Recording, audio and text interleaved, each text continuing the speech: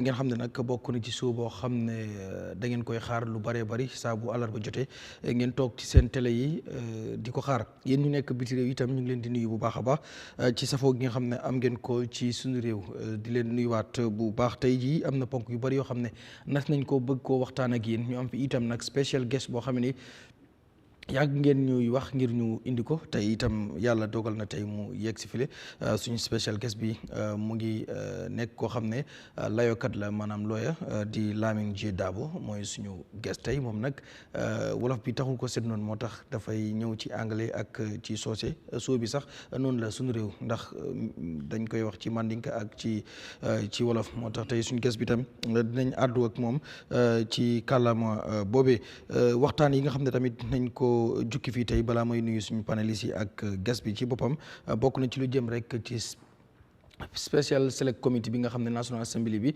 taxawal nañ ko lu jëm ci nas la ñuy def pour investigate li nga xam ne mooy Jammeh assitam ci nga xam ne dañ joxe woon recommendation ngir ñu jaay ko waaye mbir mi nag am coow lu ci jub boobule committee sax tey ci àllarba ji leen amal seen first sitting ci àllarba ji leen dinañ ci dëkk ci kanam muy juróom-ñaari members yoo xam ne ñoom leen tax ngir ñu def lu waaye coow itam judd na ci ñooñ ndax ki ko jiite am na ñu naan NPP la bokk muy Abdoulaye Cissé di député majority leader loolu itam dinañ ci waxtaan bokk na ci itam leneen loo xam ne itam dinañ ko ci waxtaanee bokk na ci ministre of information gis ngeen recent comment bi nga xam ne def na ko ci suñu naataango di coffee time foofu ak Peter Gomez lu muy wax ci lu jëm ci rek ne report lu jëm ci wàllu Jammeh assets yi mosuñ ko joxe ci report bi nga xam ne Jammeh commission fësaloon nañ ko loolu itam jur coow lu bëree bëri ci biir réew mi ci bi mu ko waxee ak tey dinañ ñëwaat tamit ci li nga xam ne mooy Ami Ben Souda moom mi nga xam ne moo nekkoon lead commission council sorry bu rek Jammeh commission bi moom ci boppam dafa threaten pour yóbbu fa mbaxana doone benn kii di Mamadi Kurang moom bi nga xam ne sax panéliste la ci show bi suñu réew loolu itam dinañ ci waxtaan moo waral sax tey am nañ fi lawyer boo xam ne xëy na dinañ ci indi ay leeral ci wàllu boobu Sukuta Salaaji Demolition loolu itam xam na dinañ wax ne ba tey mi ngi jur kii ndax ñoom dañ bëggoon a amal ab doogaara ñaxtu muy li nga xam ne rek mooy protest ñu demandoon li nga xam ne mooy permit but IGP wala office of the IGP dafa daal di neenal boobule permit loolu tamit bëgg naa ñu dikk ci CDS tamit am na comment yoo xam ne def na ko ci toowam bi jëmee ko ci army bi loolu tamit bokk na ci li nga xam ne dinañ ko waxtaanee bokk lii mooy li nga xam ne nas nañ ko tey ci suñu réew nar ko waxtaanee su ko defee rek dañuy njëkk a nuyu suñu guest bi di lawyer Lamin Darboe ba noppi doog a ñëw suñu panélistes yi Mr. Darboe thanks for having you tonight kontaan nañ trop pour am la comme ni ma la ko waxee woon rek suñu réew bi xëy na di objectif mooy suñu local people yi mën a xam lu ñuy wax you are feel free si language boo comfortable rek that is fine so ñu ngi lay nuyu ñu bàyyi la nga nuyoog ñi nga xam ne ñu ngi ñuy seetaan jamono bi. Thank you very much. I'm happy to be here. It's a popular program. Yeah. So alhamdulillah, there are people on the panel that I know from a distance on social media, and I have greatest respect for all of them. Mashallah. Glad to be here. Thank you. Esadonfa. Yes, jërëjëf mbe na baden giber lalu lamoy lal be banko dawada ani banko e bantala mbe tentula mbe jayla mbe bismillah fanan bi fanan na suñu programme oto na luntamba min keta honorable lawyer Lamin Darboe mota presenter la banko kam moye bele alo nyola ala kata ko ala lonya minna mba tentula fanan ka jayi fanan ay waklo min ke kana ngi programme to bi o ko la fanan ben panel sol na doñolu mi ala ni wala den ta plateforme wala nata korea na kaf ñoma ba mi ala ko kata honorable councilor KMC MC Cham mba tentula bake mba jayla because mba bata no nyola ka ben bar bi ala ma ke ben table jang aning na alpha ba fana min kera du jati lonna ba mi ala ko ay famro ke bake ku jamaata banko tañala mbe dafa nan konto na garmi ani Eyeafrica be ma fala la don la baraka fo jandi ñal mashallah Aminata tay mom letulo garmi bay tooñ waaw maa ngi nuyu képp ku ñoo seetaan si waxtu bi te di leen jaajëfal mbe fana mbe baadiŋol be kontonna musuka fuke menna luntam buña ari mba fanan kontonna mba bismillah la bi kacato macha allah Durja. jërëjëf Garmi sant la gërëm ba baax a baax teewaat ci beneen suñu réew programme nuyu mbokki seetaankat yi soppe programme bi fu waay mën a ne bégte kontaante di dalal suñ gan nga am ne kilifa la di lawyer Lamin Darboe ku ko gisut xam na ko ku ko xamul dégg na ko ci taxawaayam xareñam ci liggéeyam saa yu ne daal mu ngi ci teskati xibaar yi ba wàcca ci moom rek di nuyu suma brother Essa Damfa di ko ziar baax baax sista Aminata Korea naka noonu suma brother MC Cham nuyu naa ko ñu teewaat fi rek ci beneen bis tomba yi nga lim nii ñu war koo waxtaane incha allah. Thank you Mr Cham. maa ngi la nuyu di la gërëm bu baax di nuyu suñu gan bi gan bu mag la wax dëgg yàlla ci ko xam ne ndaw nga bëgg nga toogaa moom si benn plateforme pour waxtaane réew mi muy la Darboe ñu ngi ko nuyu bu baax a baax ko xam ne dañ koy toppa si lu si binaam yi si waxaam yi si rajo yi ni ko oyof la foo ko oore dina ñëw pour waxtaan ak Gambien si kon ñu ngi ko nuyu di ko gërëm bu baax tey gar mi da nga am lu rëy tey sa plateforme bi bu nga xam ne Essa Damfa Doudou Dia waaw ak MC Cham toog benn place lii dafa jëkk waaw te bu ma gisee Essa dama tiit ba jëg naa toogaa Essa benn programme maa ngi fàttaliku am na jamono nawet man Essa Doudou Dia fii leen dee nekk fii ñu doon defaree suñu période xooju ndox dem ñibbi waaw so foog naa ne sant yàlla comme lu ko Essa wax léegi rek plateforme si bari mu nga am si réew mi fii yàlla ñoo ko door muy Doudou Dia ak Essa ak man programme si bari muy suñu réew mi sax ñu ñoo ko door good morning programme yu bari soo demee Kër Fatou Grand Bantaba yooyu yëpp so kon dafa nekk lu nga xam ne tey dama kontaan trop pour war a ñëw si kaani programme bi di nuyu itam suñu jigéen Aminata léegi gis naa ne léegi moom fit baa ngee ñëw waaw léegi moom gis naa ne léegi mu ngi am fit di ñëw si programme si lii liggéey réew la so liggéey réew moom kenn ku nekk mun ngaa nekk fii kii nekk fii wala ara bi dee lu ñu gis rek mooy yooyu bu réew mi si kanam kon ñi ngi nuyu tam mën nañ ma ni Eyeafrica TV bu baax di nuyu Manga tam bu baax si seen taxawaay di leen wan ne asalaamaaleykum. ñu dem straight dooree ko suñu guest bi ni ki ñu ko waxee rek tey yàgg nañ di fi am tamit guest yu am solo ndax suñu réew tamit daf fi faral di am guest yu spécial boo bii tamit daf ci raw bi he is another special guest boo xam ne yàgg nañ ñoo wax pour ñu indi ko because of guest yu bëri nit ñi ñoo ñu dee suggest def suggestion bi ne indil kii wala indil kii so ñun dañoo try rek ba indi ko tey moom lañ indi Mr Darboe dañuy njëkk a ñëw ak yow rek ci lu jëm ci Jammeh commission bi xam nga in 2017 government bi mooy under the leadership of His Excellency President Adama Barrow taxawloon nañ benn commission mu tuddoon Jammeh commission pour ñu investigate lépp lu jëm ci 22 years of Jammeh yooyu nag yu jëm ci assets yooyu after bi ñu ko joxe ay recommendation bañ jaay ko ci loolu coow am na recently nag nit ñi lu ñuy wax mooy ndax commission bi lu mu defoon tegoon na ko ci yoon ndax Jammeh mën naa rule country for 22 years even a single property mënul koo am because dañ mel dañ siis wala properties am yëpp dañ ko siis jaay ko so am na ñuy ñëw ci wax loolu ndax di jéem a undermine commission bi léegi ndax ñoom tegoon nañ ko ci yoon wala dafa nekkoon revenge rek so tey yow as a lawyer xëy na di nga mën a indi ci fan nan ngay analyser ndax commission bi am na fu mu tegoon loolu ci yoon pour gis ne mën naa siis alalu Jammeh yëpp ba benn mbir sax duñ ko mën a bàyyi. If you look at it, the Commission of Inquiry, this particular commission, was set up by a legal notice by the President of the Republic of the Gambia, Adama Barrow, in 2017. Yes. Okay, go ahead. Yeah. No, English will be better. It will be better for me. Yes, So, yes, the President is authorized to set up a commission of inquiry under Section 200 of the Constitution. So that gives the President powers, authorization to set up a commission of inquiry on anything as far as it affects public affairs in the Gambia. So whether it's central government, local government, whatever, as long as it touches on the public life of the Gambia. So that was the reason why the Jammeh Commission was set up. And so commissioners were chosen, lead counsel was chosen, the executive secretary was also chosen. And so the commission went into its work.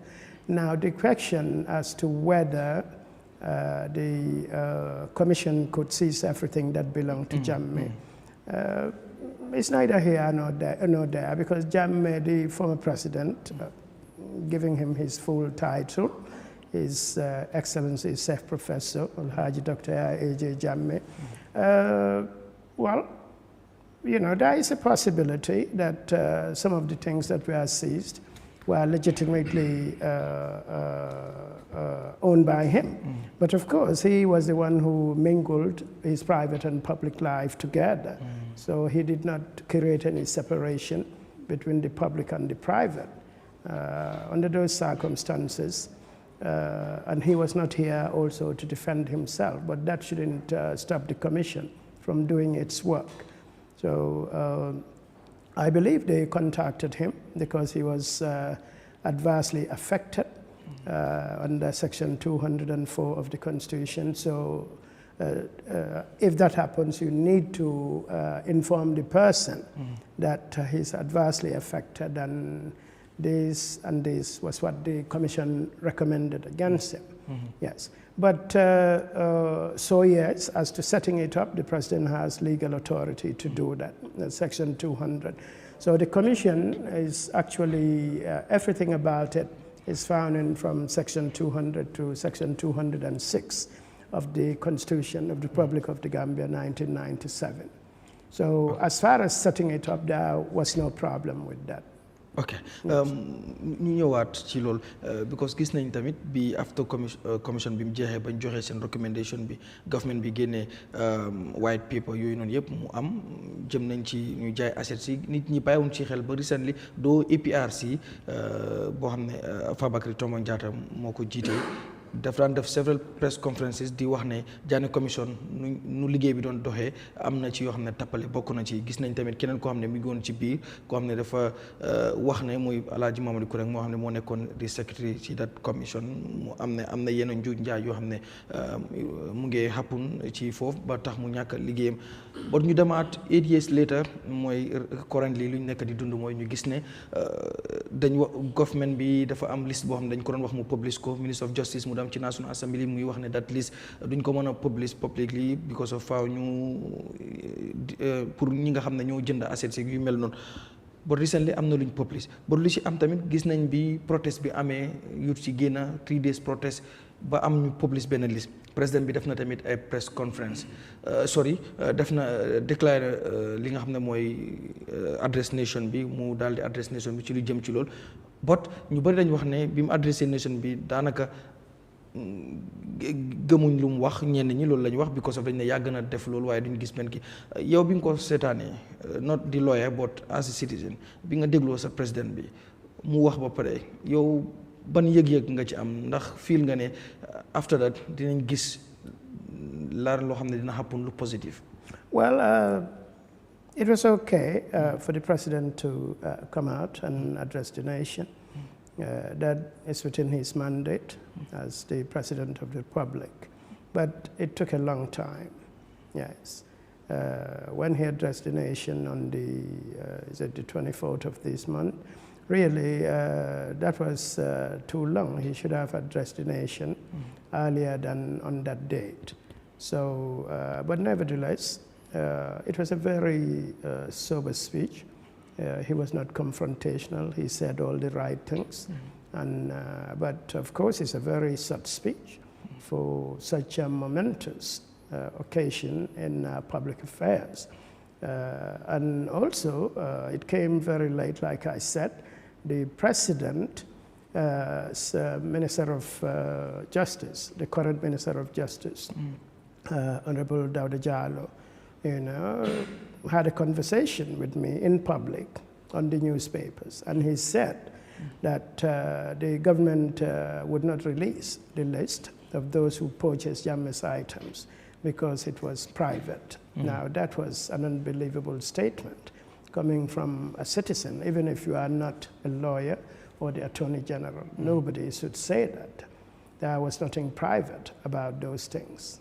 If you come and buy property that should cost $1,000 and you bought it for 50 butoots, Obviously, I mean, we cannot take privacy and clothe you around that, because that would be a perversion by the government. You set the commission up, nobody asked you to do it, you believe you should do it, you did it. So obviously there should be transparency in the commission process, the entire process, yes. So about the assets, even before we go to the general sales, the point that everybody needs to note is that the Jammeh Commission is not mandated to sell anything. It had no legal authority. Even if the president had go ahead and sell, it shouldn't sell. The Jammeh Commission had no legal authority to sell anything. The president had no authority to tell the Jammeh Commission to sell anything. Okay. But I don't believe the president told them to in any case. Where do I get that from? Section 202D, 202(2)D of the Constitution states clearly that the Jammeh Commission has a mandate to preserve the properties that they were dealing with. So the Commission has the powers of the High Court. If you look at Section 201 of the Constitution, you will see that there, that it has the 202(1), it has the powers of the High Court. So which means it has a lot of power, because the High Court has a lot of power. But the only power that is significant as far as the assets is the preservation, the interim orders that the Jammeh Commission has the authority to issue. But those interim orders, the name is interim. It means it's not final, so you shouldn't do anything final with the assets. All you have to do is, if you feel that Dudu Jah is in possession of some of those items, then obviously you can issue an order to Dudu Jah to not do anything with it, to not sell it, to not dissipate it in any way. You can issue those orders, but you cannot sell. Okay. Now that is the first thing we need to ask ourselves. Why did the Jammeh Commission decide to sell things? This issue was actually raised by Fabakary Tombong Jatta. It was raised by Mamadou Sabally. During the pendency of the commission, people raised those alarms to say, look, don't do this. It is not in conformity with the law. The Jammeh Commission was headed by a lawyer, a seasoned lawyer, somebody who served as a lawyer for more than 50 years. Yes, and the lead counsel, as of today, 44 years as a legal practitioner. So how could they not know that they had no authority to sell any of those things during the pendency of the commission? The only time you can sell is when you did your investigations, you submitted your report to the president. Now you pass the ball on to the executive arm of government, that is the president who set it up. And then the president can decide with his cabinet in a white paper as to how to proceed. But the way the commission acted was unbelievable. Yeah, okay. It was unbelievable. All right. Balaa may ñëw ci paneliste bi, nga wax lu am interest because askan ci bari tamit comme lu nga waxee Mamadou Sabally mi ngi doon wax yu mel noonu ci wax ne dañ tàmbali di jaay asset ci sax before ñuy pare seen investigation am ñu doon wax ne comme lii dafa meloon ni revenge la doon def tey Dr Ceesay mooy di Minister of Information comment bi nga xam ne mbir na ko on Coffee Time dam bay wax ne comme di Jammeh Commission failed the nation wax tamit lu jëm si li nga xam ne mooy ne report bi vol 8 ba vol 9 boo xoolee report bi gisuñ fa fenn foo xam ne di sales of Jammeh's asset ñu def nañ ko foofu am ñu wax ne loolu nag amut ndax report bi even buñ ko defut foofu sax am na yeneen kii boo xam ne génn na pour yoo xam ne sales of Jammeh's asset mi ngi foofu tey boo dégloo di Minister of Information wax bi nga xam ne wax na ko on Coffee Time ak li nekk di daw liste buñ publish ñu bëri di wax ne est-ce que kon government bi nekku dañ fabriquer that liste bu fekkee ne ñoom dañu wax ne there is no list boo xam ne dafa wane wala report bu wane sales of Jammeh's asset dafa mel ni contradiction mu ngi am wala am na kuy mislead public bi either the Minister of Justice wala the Minister of Information tey bi nga dégloo ban noo koy jàngate. Well, Dr. Ceesay is currently a cabinet minister. He's in government. So I'm assuming he knows what he was talking about. Yes. So I didn't see that list myself. But that is not to say that the list is not available, that it is not there. Yes. But it's just the way the whole transaction went. That is what the people are worried about. And of course, if this commission finished its job a long time ago, and up to now you are telling us that you don't want to release the list. So all the suspicion that emanated, that came as a result of this, emanated from the conduct of the government itself. Yes. Okay. Yeah. All right. So I'll come back to you. No problem.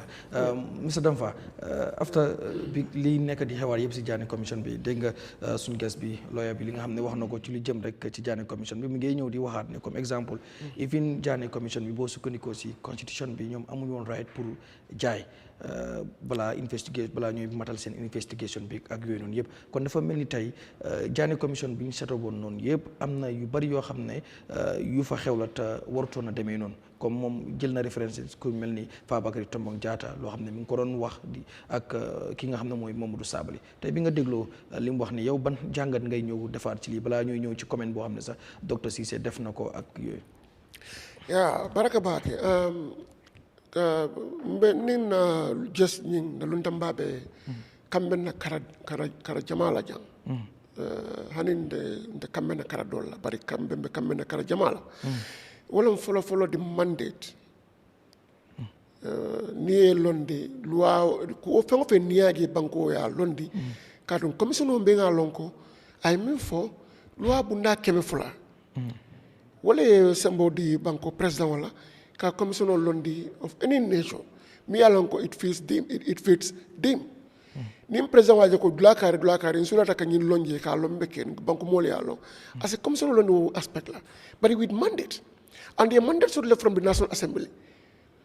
So, saying, many atin na commission of bala dokol hani imam pare follow, they started selling some of the assets. They say kumasa ka bagaso dul waf. Ni bagaso fanana waf nya gibe. Brief report of present, volume 9. Dulati J. Miya indicate ko. Bagasol ñun fele ñe wafi tenne ñe evaluate tenne these are the evaluators ñi nga wafi ñu la kala ñu adu ñu mu the verdict of the evaluators ko ñi fongo ñen te ger la ñi nangam dal amandara report ko yemin ker mo do wala witness or statements you understand le bagasol min jamela bagasol al witness statements ye financial scandals min yake recommendations min ngeen nek la victime wala lagé wala min ngeen nek la perpetrators ñol lagé ani di witness ñol wala be volume fen ko ñun kon but the sales la effects ani bagage ma lay wax itige fula ñaw ni ha gibe bring report of infantry about the sales of assets yowol boninam wala mu lew sales in conduct wala it was corroborated e kaje list of ankono list flakana ñola Yagi be list flakana the same names la kataragi, the same properties la kataragi, the same allocated area la kataragi. So that shows you ko it was all corroborated. Min kena walam, imagine be Minister of Information yafo. Minister of Justice started wrong. Mini bagasol ni wafi. Ikeda hell, look, bring me your data. Itala ni from wafi. Okay, bring us your data. Ita ya print wrong, ya dealer. Go to this end. But it wasn't like a systematic data, me along is comprehensively done by Jammeh Commission. What is it? So, there's a lapses here and there. But thank God, it's never less than known. Nim parliamentary committee they will unearth a lot of Manyal mi alonko aketa within Jammeh Commission la wato.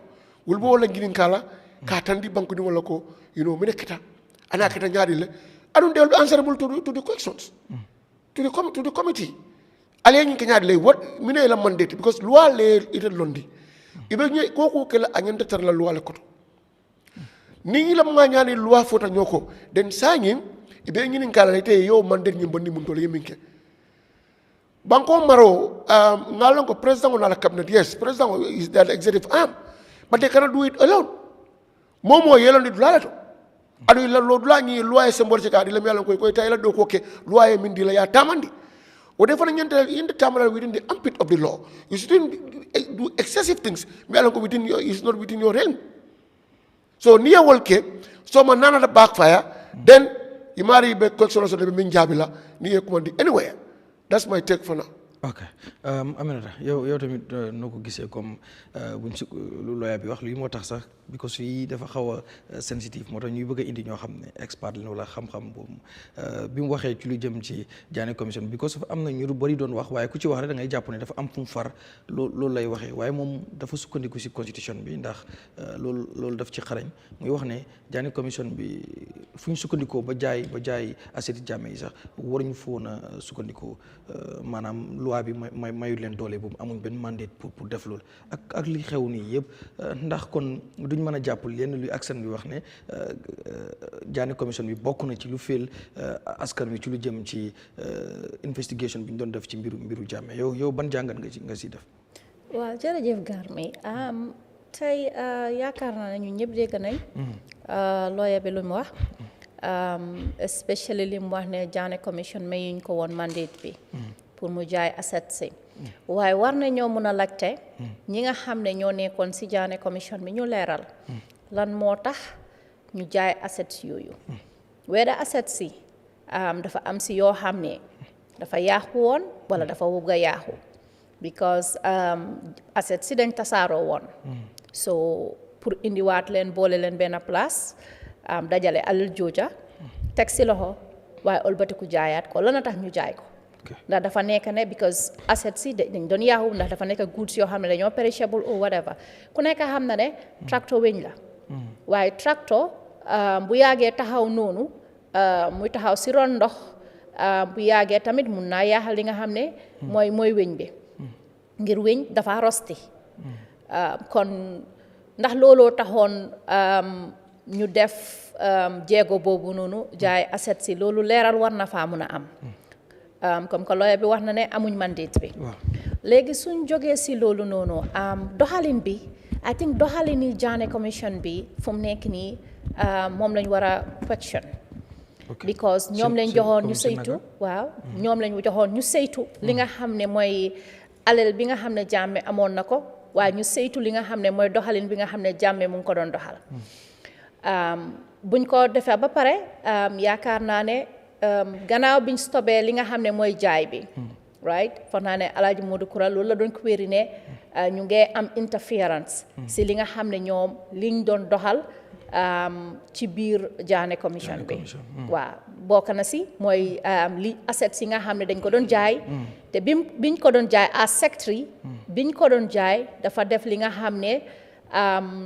auction waaw open bidding boo xam ne auction la woon ñëpp mun nañoo ñëw ñu bid for the prices ñu jënd ko waaye gannaaw loolu bi nga xamee ne Alpha Capital jox nañ ko li nga xam ne moom tamit mooy ne jox nañ ko li nga xam ne mooy yoon bi au mandate bi ne moom na jaay assets yooyu noonu mu am loo xam ne doxalin yoo xam ne boo gisee liste bi nga xam ne ñun gis nañ ko dafa mel ni lu doy waar la. waaw fekkee that list is authentic. waaw bu fekkee ne liste bi dafa authentic because comme niñ ko waxee rek dafa mel ni bagages yi dañ ko wanteer kon su boobaa nit ñi ñu ngi question ba léegi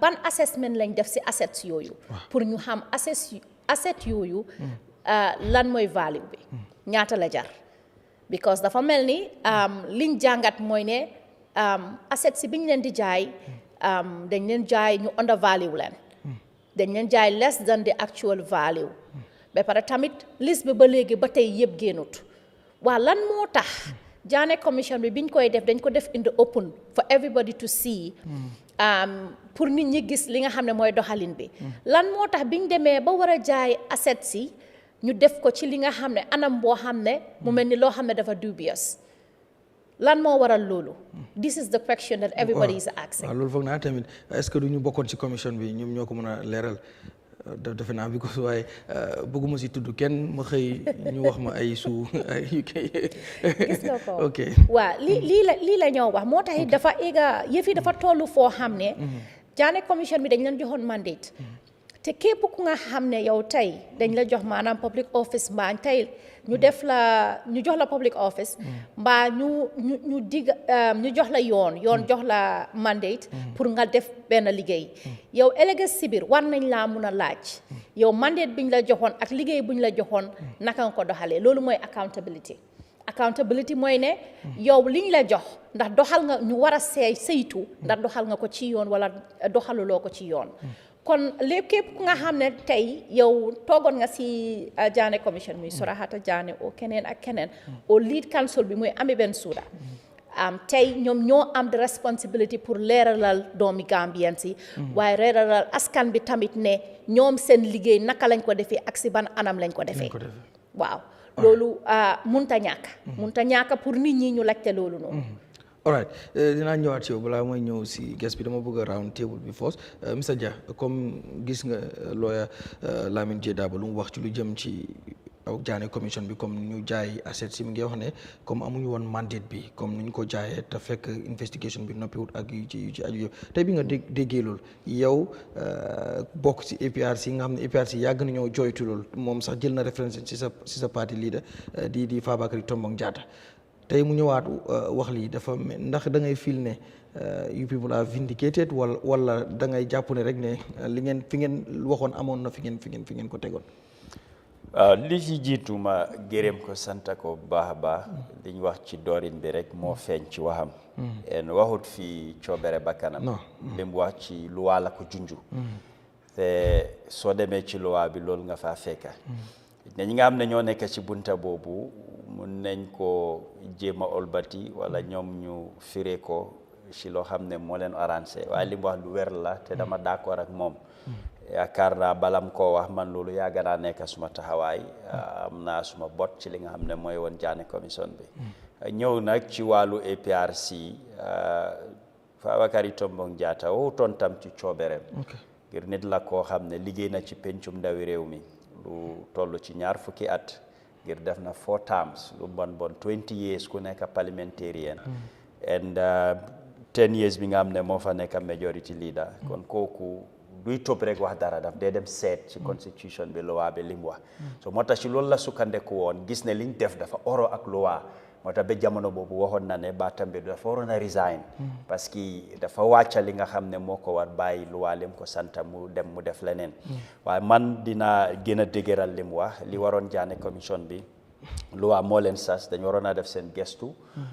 ñu joxe seen report def recommendation ci li nga xam ne moo war a am den bagages yi ñoom ñoo ko waroon a xayma identify ko ne lii la yëpp ñu xam ko den public auction lañ waroon a def su boobaa di noonu mun a jaay bare bagages yi si njëg boo xam ne jar na ko loo see séntu sa di nga si mun a am lu ëpp loolu bi ko soo defee yéen a bidin man ma bugga MC Cham bugga ma ne fay naa 5 MC ne 10 man ma ne 15 mu ne 20 loolu mooy li laa jox xaalis waaye soo ko demee seenal ko ci ron wanteer ko yéen ay maye ngay wax dafa mel ni am na leneen lu taxoon ñoom ñu jóg te loolu luñ war a lijjante la ñoom seen boppa ñoo ko war a mun a tontu ñoo ko war a mun a leeral waaye dem na ñëw na jubluwaay commission bi ci nguuri APRC biñ jógee bari na tuuma bari na ay joxoñ dañ ñëwoon pour defaraat so Jammeh commission bi dafa ñëwoon pour isi réforme boo xam ne ci dëkk bi lu bari lu doon xew du mën a xewaat waaye dafa mel ni nga tooga bem ñottam nga koppa si suuf léegi ñu ngi fexe naka la ñoo génnee suuf boobu ci ñam bi nga xam ne loolu moom moo tege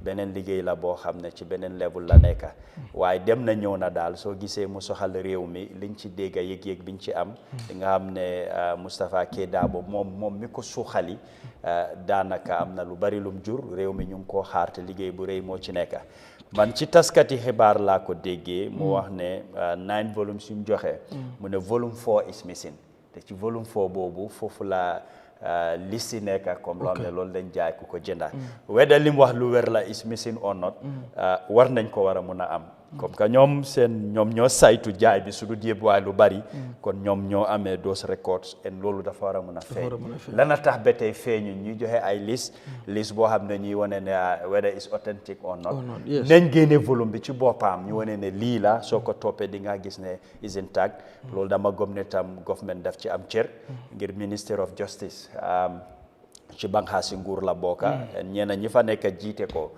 njiiti réew mi moo leen di taana mu teg leen fa su dee ñi fa nekkoon ñu mel ni ñoom Batembe du wécceeku am na waaye yi fi kayit la loolu war na faa nekk ba léegi and man tey su ma defoon liggéey ma submit report joxe recommendation su ma la joxee war naa mun a amee copie so ñoom mi nekkoon si Jammeh commission bi xam nañ seen liggéey lan la woon ak lan moo fa nekk waaye gom naa ne na select committee bi nga xam ne special committee bi ñi war a def liggéey bi ñoom dinañ àgga foofu am yéen am ne nañ ko teg ci mbir waaye leneen fi ma bugg a daaneel rek mooy ne man li ma gis ci 2017 wécceeku moo am ñu bari dañ capitalise si nguur boo xam ne samp wu toon mu dëgër te léegi-léegi ma ne wécceeku ñaar moo ko ici démocratie benn process la beneen process bi mooy doole moo xam coup d'état la révolution la yu fi autocratie nga jaay te soo xoolee lu dul démocratie moo gën a gaaw si ici développement tey xoolal Burkina Faso doo fa nekk ay process nañ yóbbu li parlement nañ def lii nañ bid li déedéet lu bari lii laa bëgg a mu am xool ko ci Rwanda fi mu jógee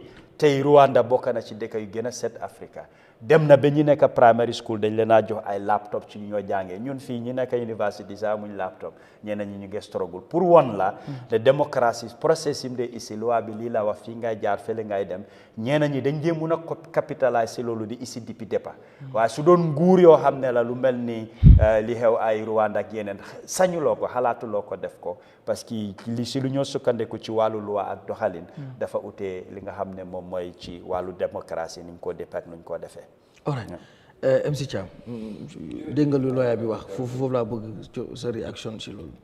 jërëjëf Garmi li ngay gërëm lawyer Jee Darboe si xam-xam nga xam ne wax na ko fi si mbiri Jammeh commission bi la am leen power pour jaay oo waru mën a jaay ok loolu dafa nekk subject for interpret of the law because da ngaa gis ne loi lawyer mun naa wax ne kii amul doole bi kii ne lii am na doole bi so for example soo xoolee di case of Yakumba Jaiteh ñu bari waxoon ne Barrow am na power pour daax ko am ñoo ne amul power but im toog nga dem Supreme Court ñoom ñooy interpret of the law woon ne la kii am na di power oo amul di power am na ñoo ne wax ne di commission they have the power pour joxe order because soo xoolee reason waaye day give out reasons lu tax ñu jaay bagage yi Jammeh yi mooy trog yi ak tracteur yi ak nag yi soo xool time boobu Dudu Ja wax na ko fi time bu gars yi di ñëw ees yu bari dafa tasaaroo tracteur yaa ngi tasaaroo am na ñuy sàcca nag yi am na nga xam ne ko doon sàcca waaw dañ ko doon sàcca time bu gars yi ñëwee ees because time boobu yëpp ngi jax ko because soo Barrow mu ngi waat in Sénégal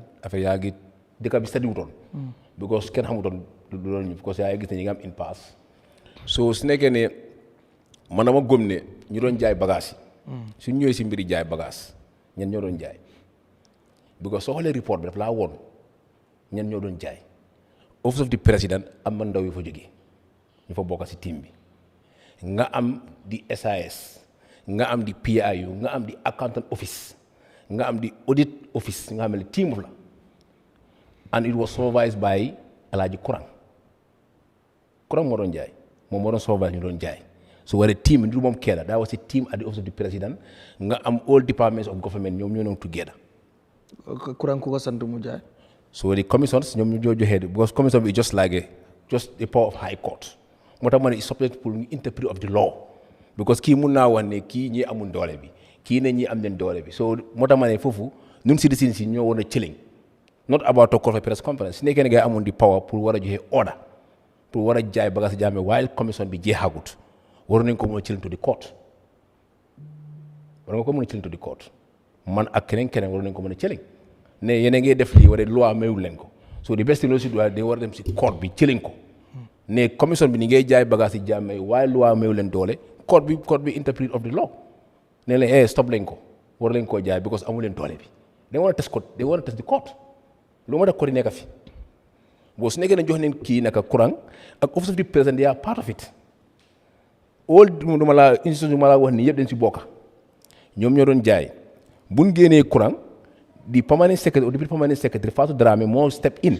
on behalf moom moo step in buñ génnee Kurang moom mooy ñëw ministre of justice seen fa Dramé jigéen moo ñëw continuer liggéey bi but problème bu dee am nun Gambien si lu dee gën a wax mooy gis nga di commission bi def nañ seen liggéey weda baax na oo baaxut nun Gambien si Barrow lañ jox liggéey Barrow moo appoint ministre of justice muy Bah Tambadou so léegi ñu suñu joxee report ba président bi jël na report bi ba accept report bi si loxoom di commission bi seen liggéey jeex na président Barrow moo am na 6 months bala mu génnee white paper ñu go over all soo xoolee lu gaa yi woon liste bi am na mele joxuñ leen ñu ko lañ jaayee bagage loolu nag loolu amut Ismaila Fa ministre Gambien si because soo xoolee nag chapter 1 of the naka Jammeh commission recommendation mu laa woon naka lañ jaayee bagage yi report ba nga fa bon ñoom dañ bëgg a discipline game dañ ko war a bàyyi ñoom dañ jox nit liggéey commission bi def nañ seen liggéey jox leen seen xanu bokk di président su nekkee ñoom fii laag neen ne over 9 to 8 years ba tey nga ñëw tey nga ne waa report bi benn am na lu ngay jaayee bagage yi sax xamuñ ko kan nga war a blame you blame the government because yow nga toog foo xam ne an document mu ngi sa loxo for 9 years mun riiduloo ko dafa mel ne comme ñoom document bi dañ leen ko jox riiduñ ko so foofu you have to blame of the minister of the Bah Tambadou because tey loo wane moom ba mooy di minimum moo war a advise the president ba yow da nga pare nga génne white paper nga ne go over nga recommendation after 6 months léegi lii ngaa implement bii ngaay bàyyi ñii ngaay punish ñii ngaay nii loolu moo fa nekk ba tey lu bëri ñu ngi koy wax ñi government di dem bëgg a stip Gambien si about truck ak nag bon ana laan si over 266 laan la Yahya Jammeh am and président Barrow moo taxaw mu ne dafa isi task force ministerial task force committee pour ñu seet naka la mën a jaayee laan si Jammeh yi ministre laan bokk na fi yeneen ministres yi bokk na si wala government nekk report bu gaa yi ko di génne ana demoon Yahya Jammeh ana or yi nekku di wax yooyu boo digg ba force Gambien si moo on tracto ak nag boo laan si nga xam ne ministre task force committee moo am président Barrow moo set committee boobu ana report boobu soo xool value of price sax bu moo ëpp doole mooy laan si gold si diamond si Yahya Jammeh amoon na access in and outside Gambia. ndax foofu naa liste boobu la Gambien si yëpp di laajte. déedéet ñoom soo xoolee Ismaila ñoom day focus moo on lu Jammeh commission jaay. not Ismaila but di Gambien si ñoom. waaw Gambien si lu la war a mën a sële government boobu du laal du ko laal. ok ñoom day focus moo on Jammeh commission mooy jaay foog ne dafa am lu ñu nëbbu dafa am lu ñu nëbbu foofu. tey Gambien si dañ war a focus moo on kër yi nga xam ne Yahya Jammeh amoon na ko fi over 266 compound la am. ok so kon tey ñi ngi focus Gambien si lii soo li ñu war a xool mooy ñun dañ jox Barrow liggéey Barrow am na doole pour set and commission président Barrow soo mu tee commission bi léegi moom suñu jeexal seen liggéey mu gis ne seen liggéey correct lu mu war def mooy ñun ku ñu war a xool account mooy Barrow lañu war a wax government am bëggoo ñoom leen jox liggéey ñoom ñoo set seen commission ñoo isi seen lead counsel bi isi private lawyer la bu nga xam ne private company la am defin na private company la am appointed by the minister of justice with the government cabinet ñoo toog decide ne lii moom la ñu jël so the best thing ñu war a def mooy ñun ku ñu war a attaque ku ñu war a wax mu leeral mbir bi léegi right now it's not about the Jammeh commission de it's about the president and the government. waaw bu fekkee commission bi tamit dañ jàpp ne ñoom nu ñu doxalee woon du yoon. est-ce que jarul tamit ñu correction leen. te fekk ñoom correction mooy. because of dañ leen fay. ak suñ xaalisu Gambie lañ leen fayee. alaw ma commission bi. waaw sooy question di président bi ngay government ngay question government ñoo am right pour hold account to those people ñoom leen jox liggéey. ok for exemple tey yaa ngi jox contract.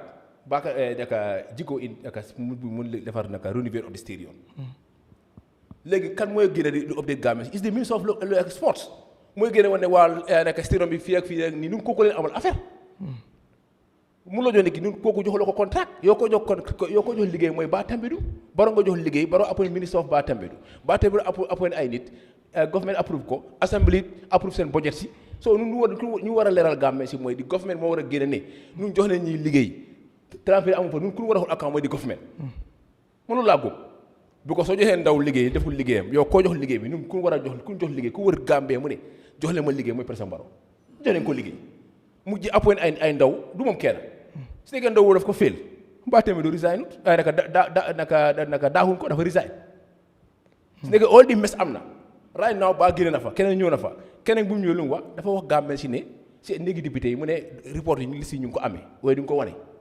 only député yi ñoo am accès pour gis ko tey ministre ñëw mu ne ñoom joxuñ leen dara amul dara kan mooy ministre Gambien si benn nguur parce que koobaro bi leen war a bàyyi government da nga war a accept responsibility weda mu nekk failure oo mu nekk ci mu munti nekk da nga war a accept ne man suma nguur moo def lii fu la mistake bi nekk waaye ci ba nga xam ne Gambien nga bëgg a digga koo war a xul account mooy di government Barrow président Barrow boobu mu leen jox liggéey moom moo jox ay ndaw liggéey si nekk ndaw yi lu ngay liggéey jaaduwut moom moo war a mixu mu jaar la ñëw si yoon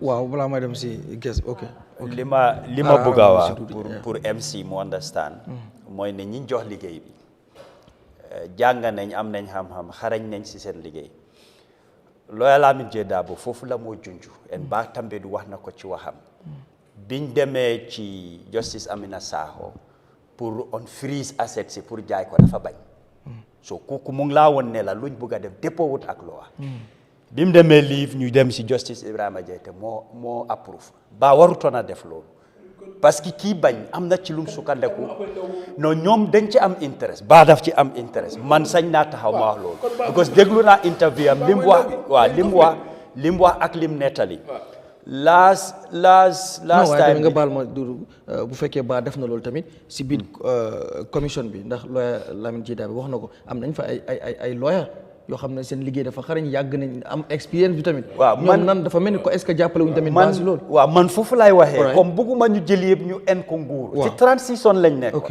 en dañ ne dañoo doxal démocratie. gis nga man dama bugg a président Barrow ak nu mu munti mel bàyyi na ku nekk mu def liggéeyam. amul kenn kum xundu xatal loolu la utee ak Yahya Jammeh Yahya Jammeh nay du la ko may.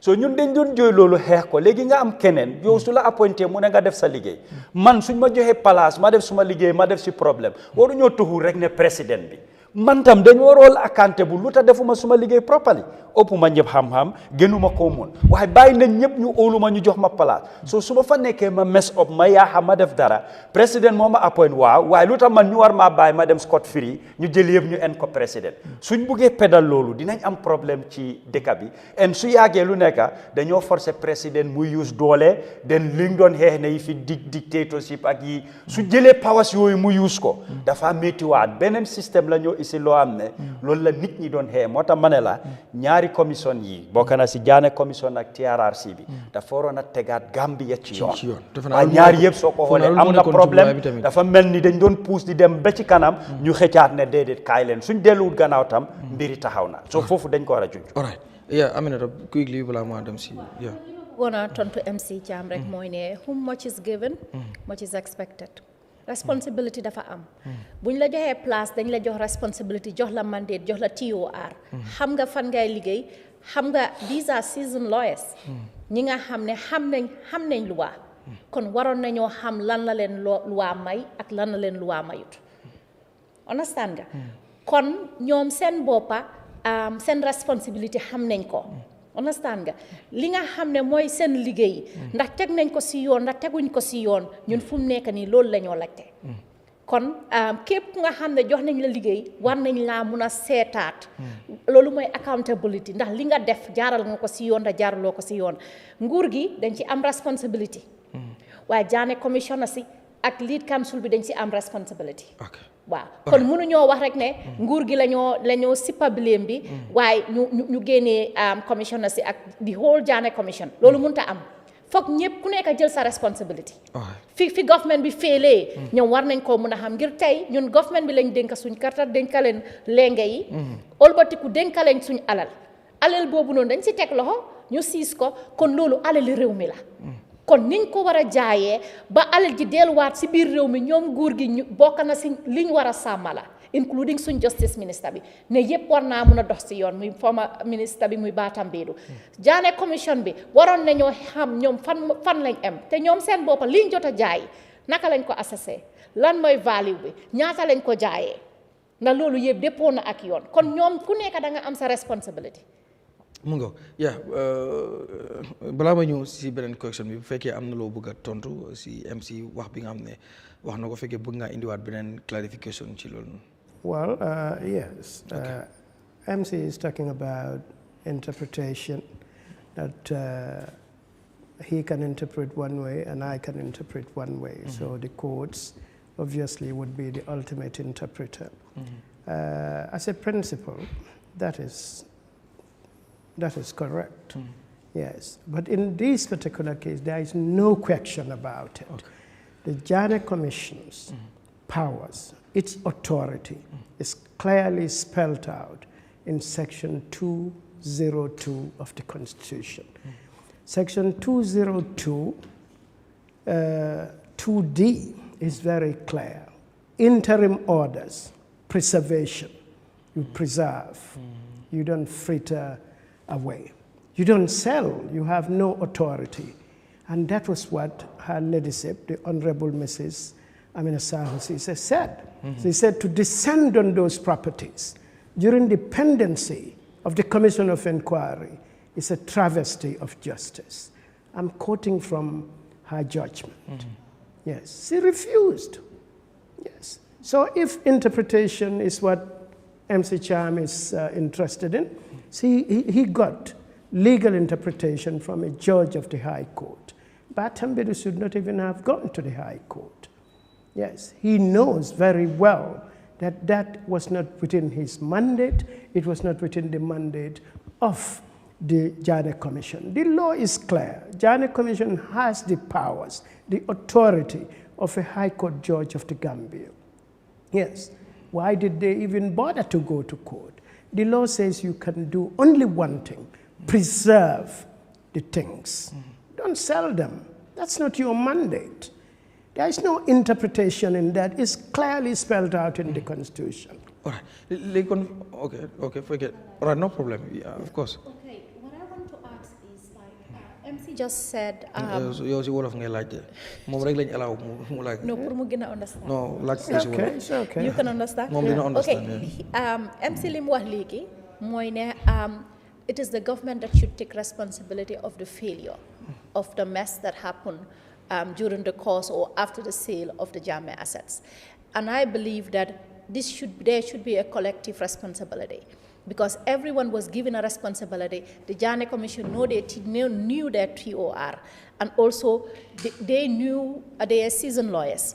And also the fact that you have a TOR, you should know what process and procedure to use in executing your functions. So I feel that there should be a collective responsibility. So as a lawyer, comme yow lawyer nga, mun nga ñoo may tuuti ci loolu noonu. How do you see this? Should there be a collective responsibility? Ndax ñëpp a war a jël responsibility ci yaaxu bi nga xam ne am na at the Jammeh Commission, wala government bi rek lañ war a hold accountable? No, we shouldn't even hold the government accountable. MC's argument is it's a very subtle argument. I understand it very well, but he's coming at it from a political perspective. Yes. I am saying forget the politics, look at the law. The law is absolutely clear. The Jammeh Commission had no authority to sell anything that they were investigating. Its authority was just to investigate. Why did it even reach that position? The position to say, let us start selling. Now that for me is unbelievable. It shouldn't do that. Remember, this president came to power, with no background, even as a civil servant. He didn't work in government. Yes. Okay, along the way he learned his functions as chief executive of the country. But in 2017, he was relying on his brightest and the best people, those who he appointed to lead the key portfolios in government. Batambiri was one of those people. Minister of Justice, that was a big responsibility. Yes. And of course, when the commissioners were chosen, they chose a very, very senior lawyer, in fact, he's the doyen of the bar. Today he's more senior than any lawyer at the bar. He was the person they chose to lead the commission. Yes, this is not a question of opinion. It's clearly spelled out in the law. Just investigate and preserve. Don't sell anything. So that was a TOR, but it was not a TOR given to them by the president. It was a TOR imposed on the Jammeh Commission by the Constitution of the Republic of the Gambia 1997 at section 202D. You go there, it's clearly spelled out. A High Court, powers of the High Court, and also interim orders. Those interim orders are orders to preserve, not orders to sell. They had no order to sell. Yes. The president, with no disrespect to the president, but this was just too much for him. He wouldn't understand, and he put people in positions that he trusted. Yes. All right. Okay. People are going to understand. Man dama bëgg mu understand ne lii nekkut ay comme blame game. Nun den am responsibility. Okay. Den am ku government ci yaakaar. Jox leen la report as a president. Li ñuy liggéey def seen liggéey. Yow toog nga 6 months am nga 6 months as a government. Nga go over all the documents nga xam ne ñuy liggéey nañ ko for almost 1 year or 6 months or 1 year 8 months. Su ma fàttewul commission bi seen liggéey. Du wala egg na 2 years. Waaw understand. So yow as a president jox leen la sa government jox leen gars yi ñoom liggéey ni ba pare ñu ne la liggéey baa ngi nii. This are the report. So yow la war a xool mooy si bi 6 months bi war ngaa go over benn kayit by kayit bi dana yow experts nga understand fan la mistake nekk fan la mistake fu mu am ak lu am yow nga génne after loolu nga génne sa white paper ne ñi seen liggéey par exemple génne naa white paper baa ngi léegi mu ngi nii so nun kan leen war a léegi ñi seen taab jeex na after bu commission bi joxee seen report from the president they are over so léegi lu war a mooy ñoom président nguuri président Barrow ñoom ñoo génne bi they are minister of justice ne ñi def nañ seen liggéey this is the white paper nga xam ne ñoom lii leen génne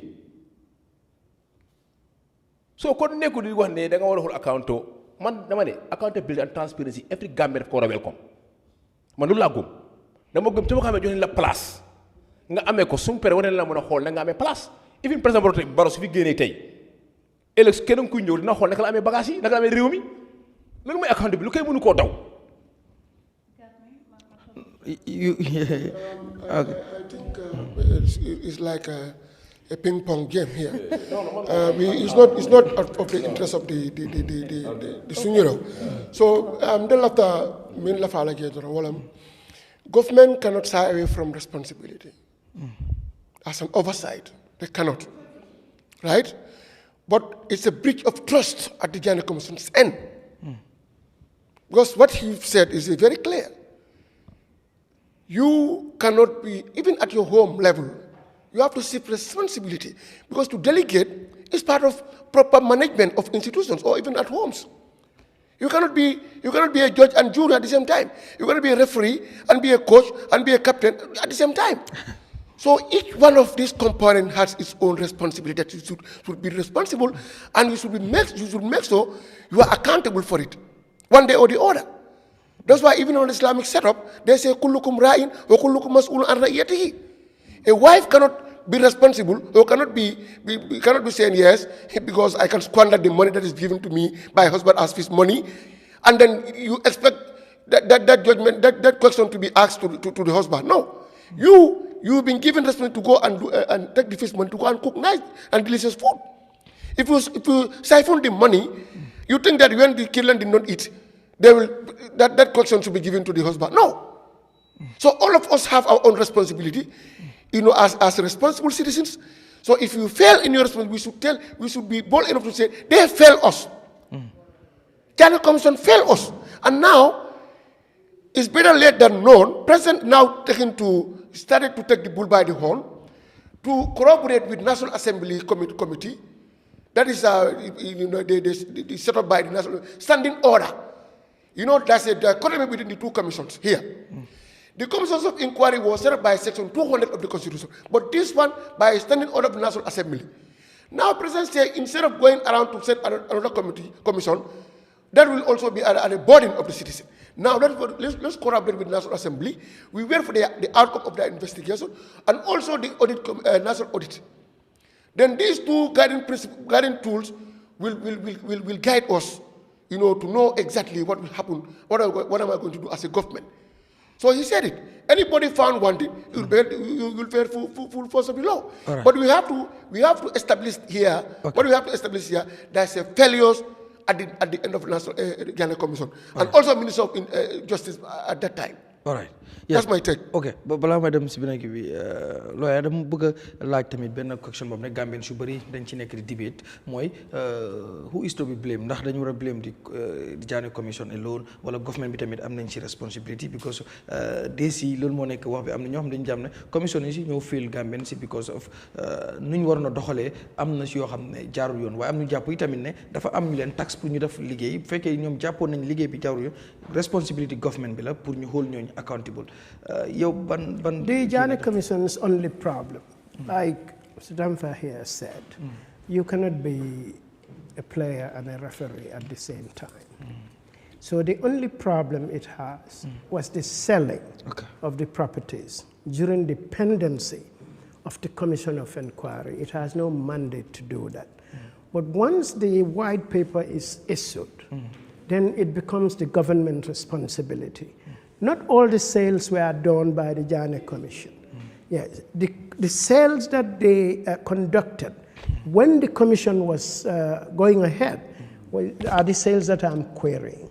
But the sales that happened after the report was submitted to the president is wholly the responsibility of the executive arm of government.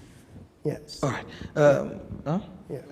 All right, MC, yow mi ok so ñu ñëw ci that National Assembly Special Select Committee bi nga xam ne tey jii sax lañ def seen first sit-in pour mën a xool ñoom tamit comme ni nga ko waxee TOR bi lan mooy seen responsabilité ak liggéey bi nañ lañ ko war a dooree tey sit nañ seen sit bu njëkk but bi nga xam ne taxawal nañ ko mooy gis nañ bi Gambien yëpp génnee wala ñu bari di demand for accountability and transparency ñu bari doon wax ne publish the full list pour ñu mën a xam gis nañ di majority leader mu ñu convene li nga xam ne mooy extraordinary session pour ñu taxawal that select committee taxawal nañ ko ba pare but Gambien si ñu ci bëri dañu wax ne they are not satisfied because of 7 members yooyu noonu ki nga xam ne moo nekk chairman bi NPP la bokk te bu fekkee ne ñu bëri ñu ngi wax ne NPP is conflicted because of ki fi nekk the current government moom NPP foofu la bokk am na ñuy wax loolu am nañu tamit di coow tamit si vice chairman bi ne UDP la bokk yow tamit ñuy wax ne UDP de might be conflicted because of tamit den ci coalition government bi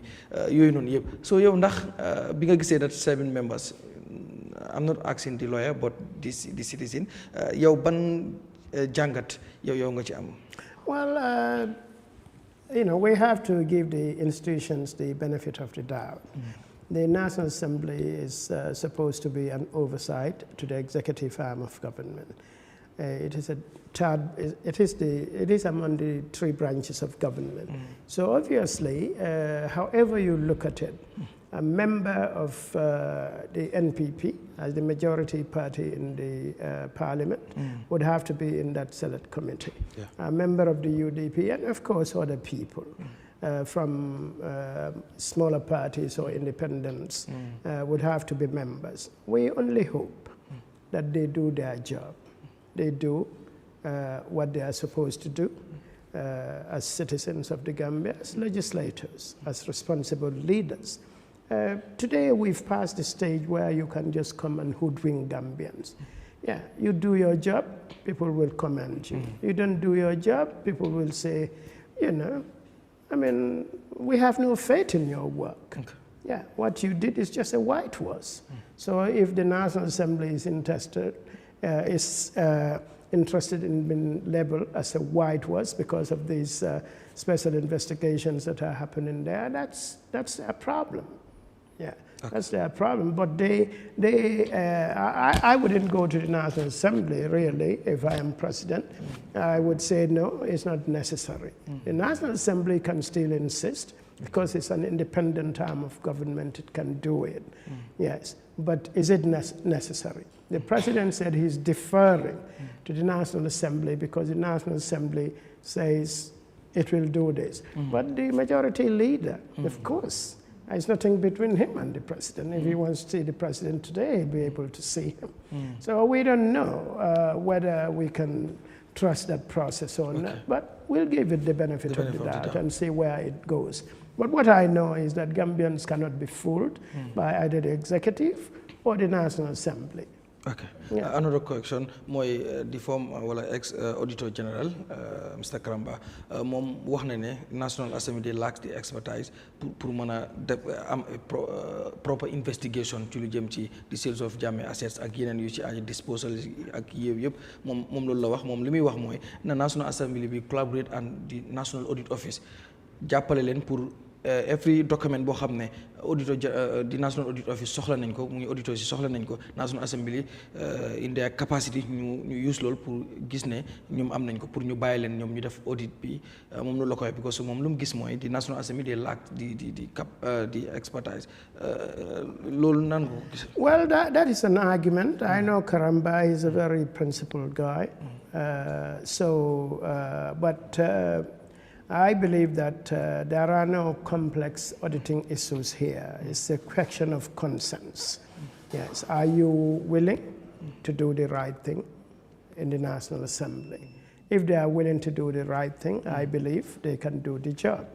Yes, but if they are unable to disentangle some of the esoteric issues that may come up, then obviously they can use the National Audit Office and maybe other accounting institutions in the country, even private entities, as experts, to advise them on the way forward. Yeah. Okay. All right. Mr. Dava. Abaraka bake. Akumata bakale. Puruka kodol seneandi. Yalo ni be dunna National Assembly ndeka nyin kankula bakele do momo tara je political sambaji fo itara nim party ticket la fo independent ticket for president le nominate abe political sambaji but in certain instances in the Gambian context found genda ka distinguish between national interest and party politics certain issues kanana wol mo party politics lady party wol la ka ñu fenke wo is normal. You go and just do the jongante, whatever. But certain things, nanata, oman party kola soto, oman Gambia flag leti. So we should know why the party supporters or whatever. When it comes to this inquiry, you national matter leti, because this is of national concern. Banko bele kirita nyola nyunkola. What will be ma expect. Any deputy bitaje yela party kola do ngi ko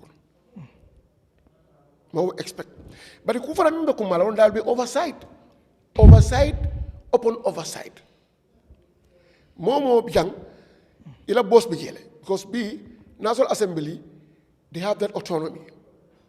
They are not questioned by even an executive of their actions. But ila boss be jele de wala askan banku dingolu wala mi la boss di.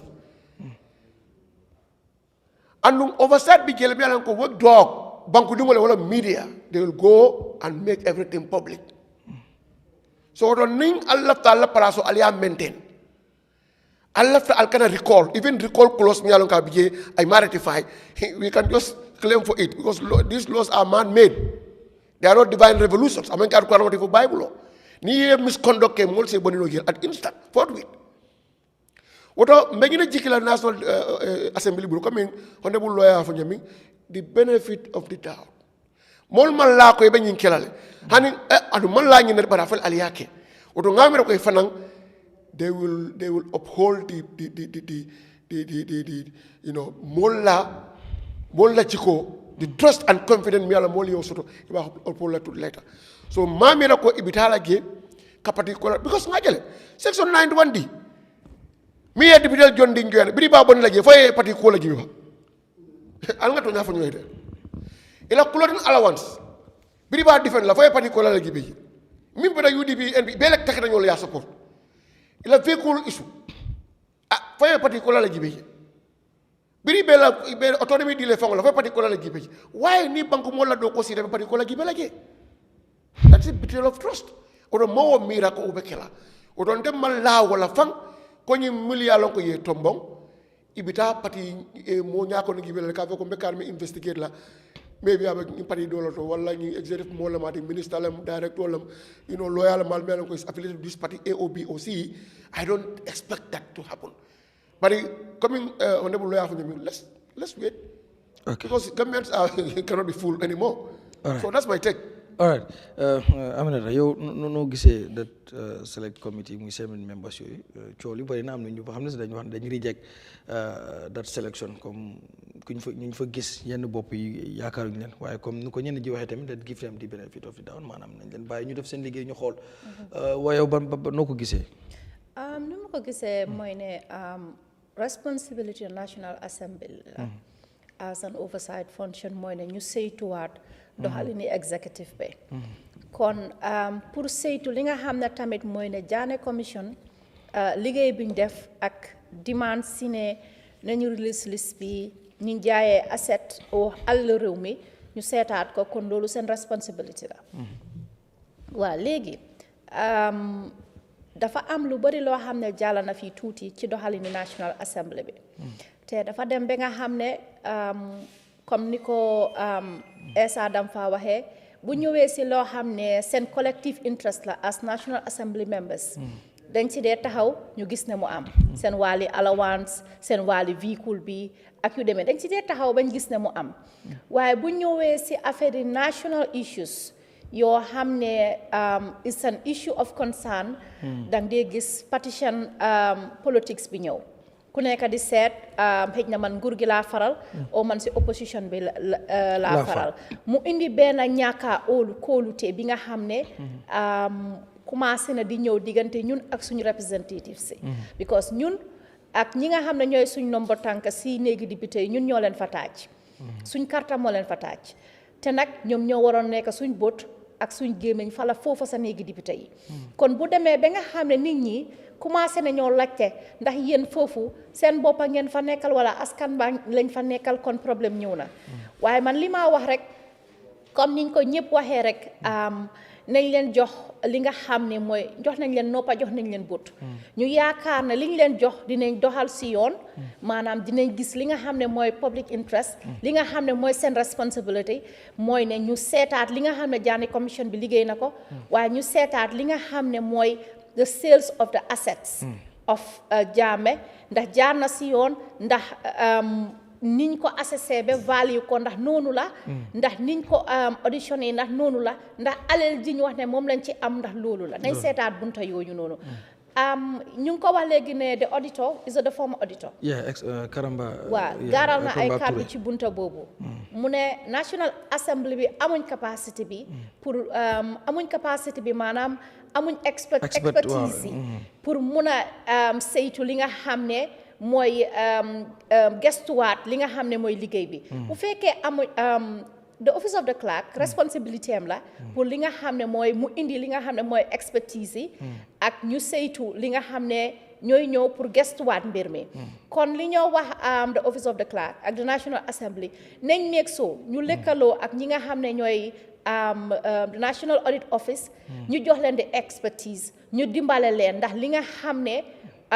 moom lañ bëgg ñun ñëpp ñu am mooy ni na dégg a feeñ dégg a taxaw te su loolu pare ba suñ defee loolu ba pare ba nga xam ne fu mu nekk ni desut lu nga xam ne mooy ne ñu tas xibaar yi ci réew mi buñ ko defee ban jéego la ñoo jël what is the next step bëgg naa tamit looya may ñu si loolu tuuti pour li nga xam ne mooy lan lañ mun a def ñu recover alal jooju o lan lañ mun a def ba ñi nga xam ne ñoo def li nga xam ne jaarul déppoowut ak yoon ñu mun leen a teg si yoon ok so Dudu baal ma bàyyi looya mu answer sa laaj boobu mën nga ko laaj balaa may dem si Dudu rek once it depends on the findings of the National Assembly. But obviously, I think the obvious questions are to compare, the items and the amounts of money generated from the sale of those items. Say, for example, a vehicle worth $1 million is sold for maybe $80,000, is $100,000. Obviously, there is a problem there. Who was responsible for that kind of stuff? I think at the end of the day, like I said, when the commission submitted its report, whatever happens after that is the executive's responsibility. So they needed to look at who sold those properties at giveaway prices. Yeah, that's what the government needs to look at. Obviously, that would be your own employees. Employees within the executive arm of government, I'm assuming, were the people who would be responsible for that. Yes. And so sometimes if your friends come and things like that, you know, you offer these things at knockdown prices. You know that's not their price. That's not the actual price. So I think the National Assembly needs to make recommendations in those areas, especially if those responsible are still in government. All right, loolu leer na Mr. Dia comme si 7 members yi nga xam ne ñoom lañ taxawal si that special select committee pour ñu ñëwaat gëstuwaat lu jëmaat ci mbirum moomeelu njiiti réew mi nuñ ko jaayee nan lañ ko xaymaa ku ko jaay njëg yi ak yu ci aju noonu yëpp tey lañ def seen sit-in bu njëkk pour ñoom tamit ñu toog waxtaan xool nan liggéey bi ñoom nan lañ ci fas yéene jubloo waaye biñ taxawlee mbir mi xam nga dégg nga coow lu ci jub ñu bari di tudd sax ki nga xam ne mooy chairperson bi am ñoo xam ne tamit ki nga xam ne moo nekk député chairperson bi di wax ne ñoom ñëpp ku si nekk si parti bi nga nekk you are conflicted ndax loolu du yàq liggéey bi wala du am leneen loo xam ne tamit dañ ci jéem a am ñu ñu sàng yow noo gisee loolu. waaw di wax na rek yéen bu diis la gaayam ngir du ma wax réew mi rek àddina lay wax dama def ne lépp lu dem ci internet mu ci jaww ji àddina yëpp ñoo ci am interest te suñu waxee Gambia du ñu nekk fii rek ñi nekk ci diaspora bi biti réew tam si lañ bokka kon àddina ñoo nekk di leen bàyyi xel ñu am yaakaar ci ñoom faaw ñu xam parlement ni mu tëddee seen loi ak ni muy doxee man ni ma gis nuñ tànnee maanaam dañ jël ci majority camp bi ñi nga xam ne ñoo ëppale honorable Alaaji Cissé moom fa la jógee ñu jël ci minority camp bi ki nga xam ne moo honorable Madi Cissé den ñu tànn ci parti yi nga xam ne ñoo nekk biir parlement Souaibou Touré honorable Souaibou Touré PDOIS la nekk honorable Serif Sarr APRC honorable Alaaji Mbow NRP den ñu jël tam ci ñi nga xam ne nominated members lañ honorable Kebalang foofu la jógee ñu jël tam ci independent ñoo xam ne ñëwuñ ci turi parti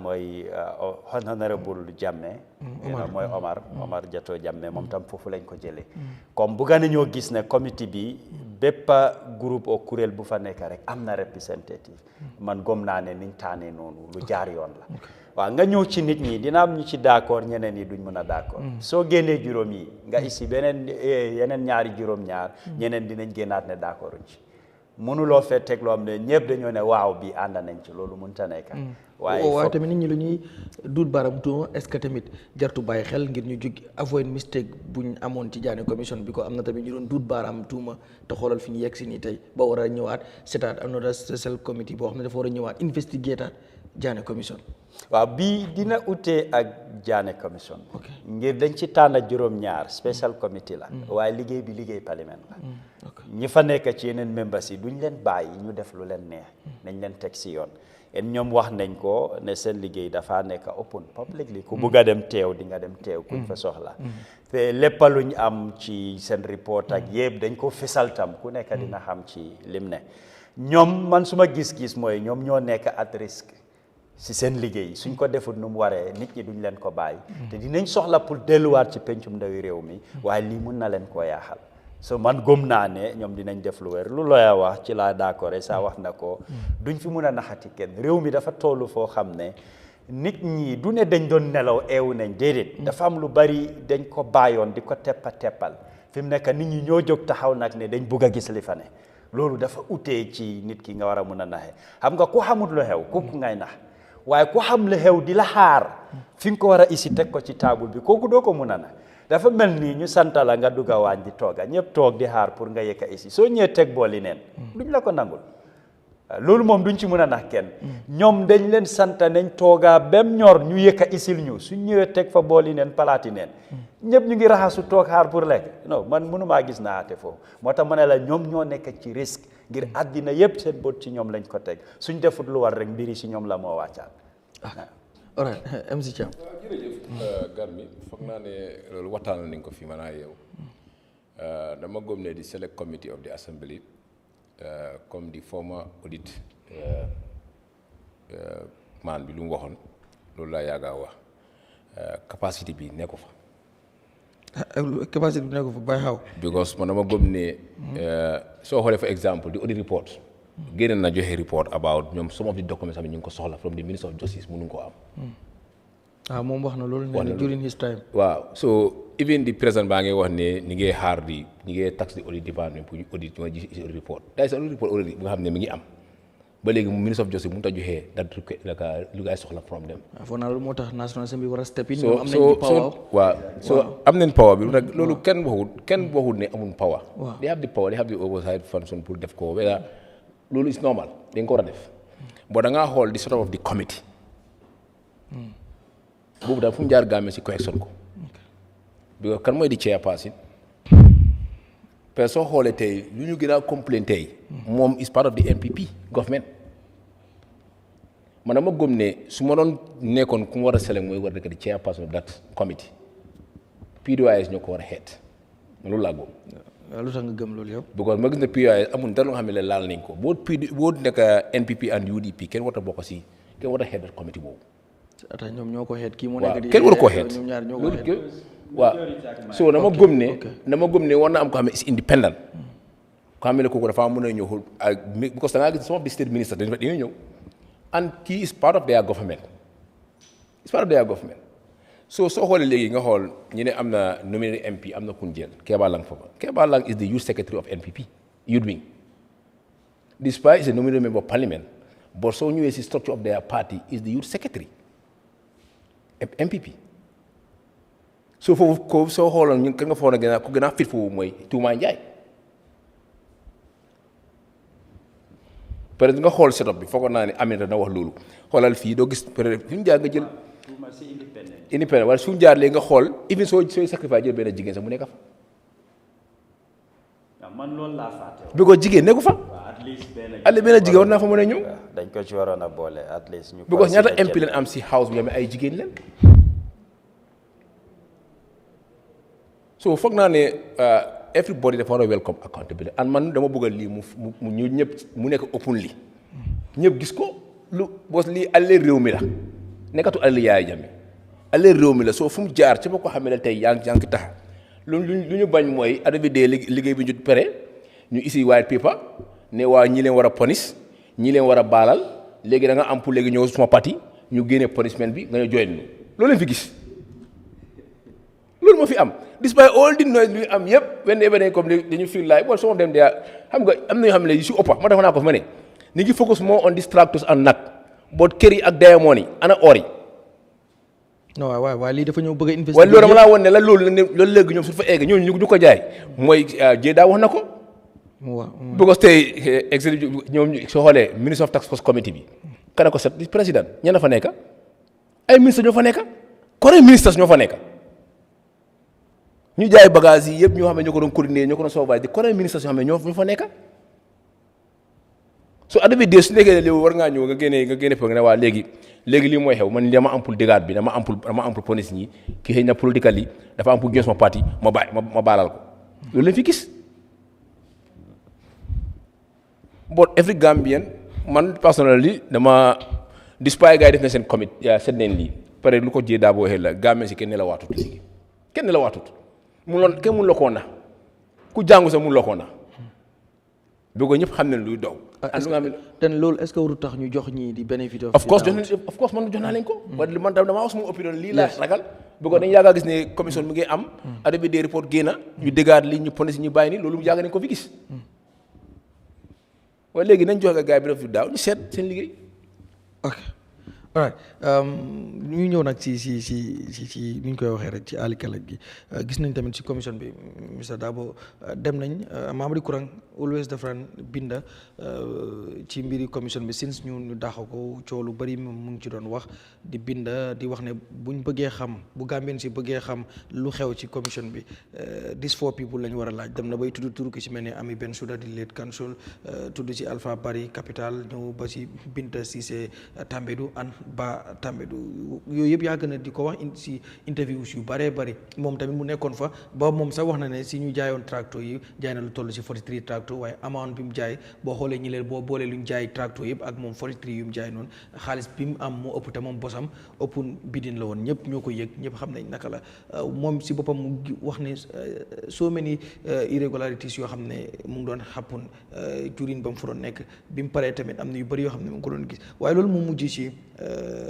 am ku génn wala ñi nga xam ne ñooy lawyer team legal team bu Ami Bensouda di wax ne bu fekkee ne comme lu mu ko mos a tudd yëpp si internet bi ak yu mu wax noonu yëpp na ko delete ba pare def public apology su dul lool dina ko yóbbu ci yoon te lu muy laaj ci moom da toll na ba ci 144 million dalasi tey ñu ak lu yaa ngi doon fekkee yaa ngi doon topp Mamadi Kurang gi mu doon wax yooyu ñu bëri ji jàpp ne ndax lead counsel bi ak lu mën a xew yëpp war naa yëg ak moom foofu est-ce que du nangu rek ne bu fekkee kii am na yu mu koy tudd mu génnoon rek clarify leeral ne nangam ak nangam loolu rek doyutoon wala yow jàpp nga ne lu mu def noonu lu jaadu la wala yow nan ko gisee loolu nag mooy debate bi fi mu toll nii.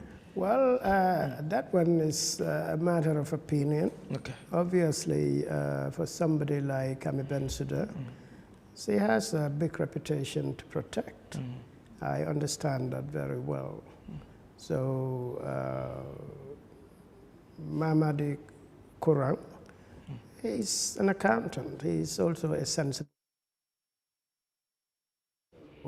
I think he's able to analyze the risk.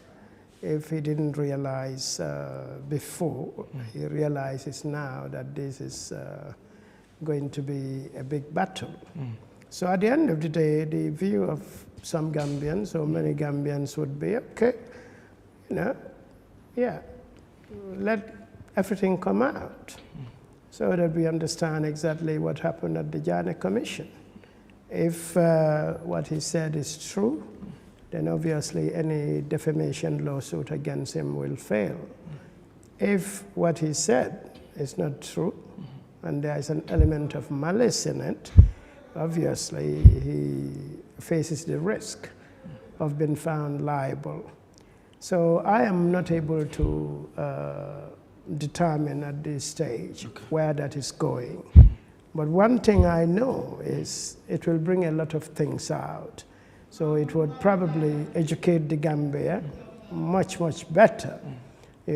Some of the accusations will now be out of the realm of speculation to either false or the truth. So obviously,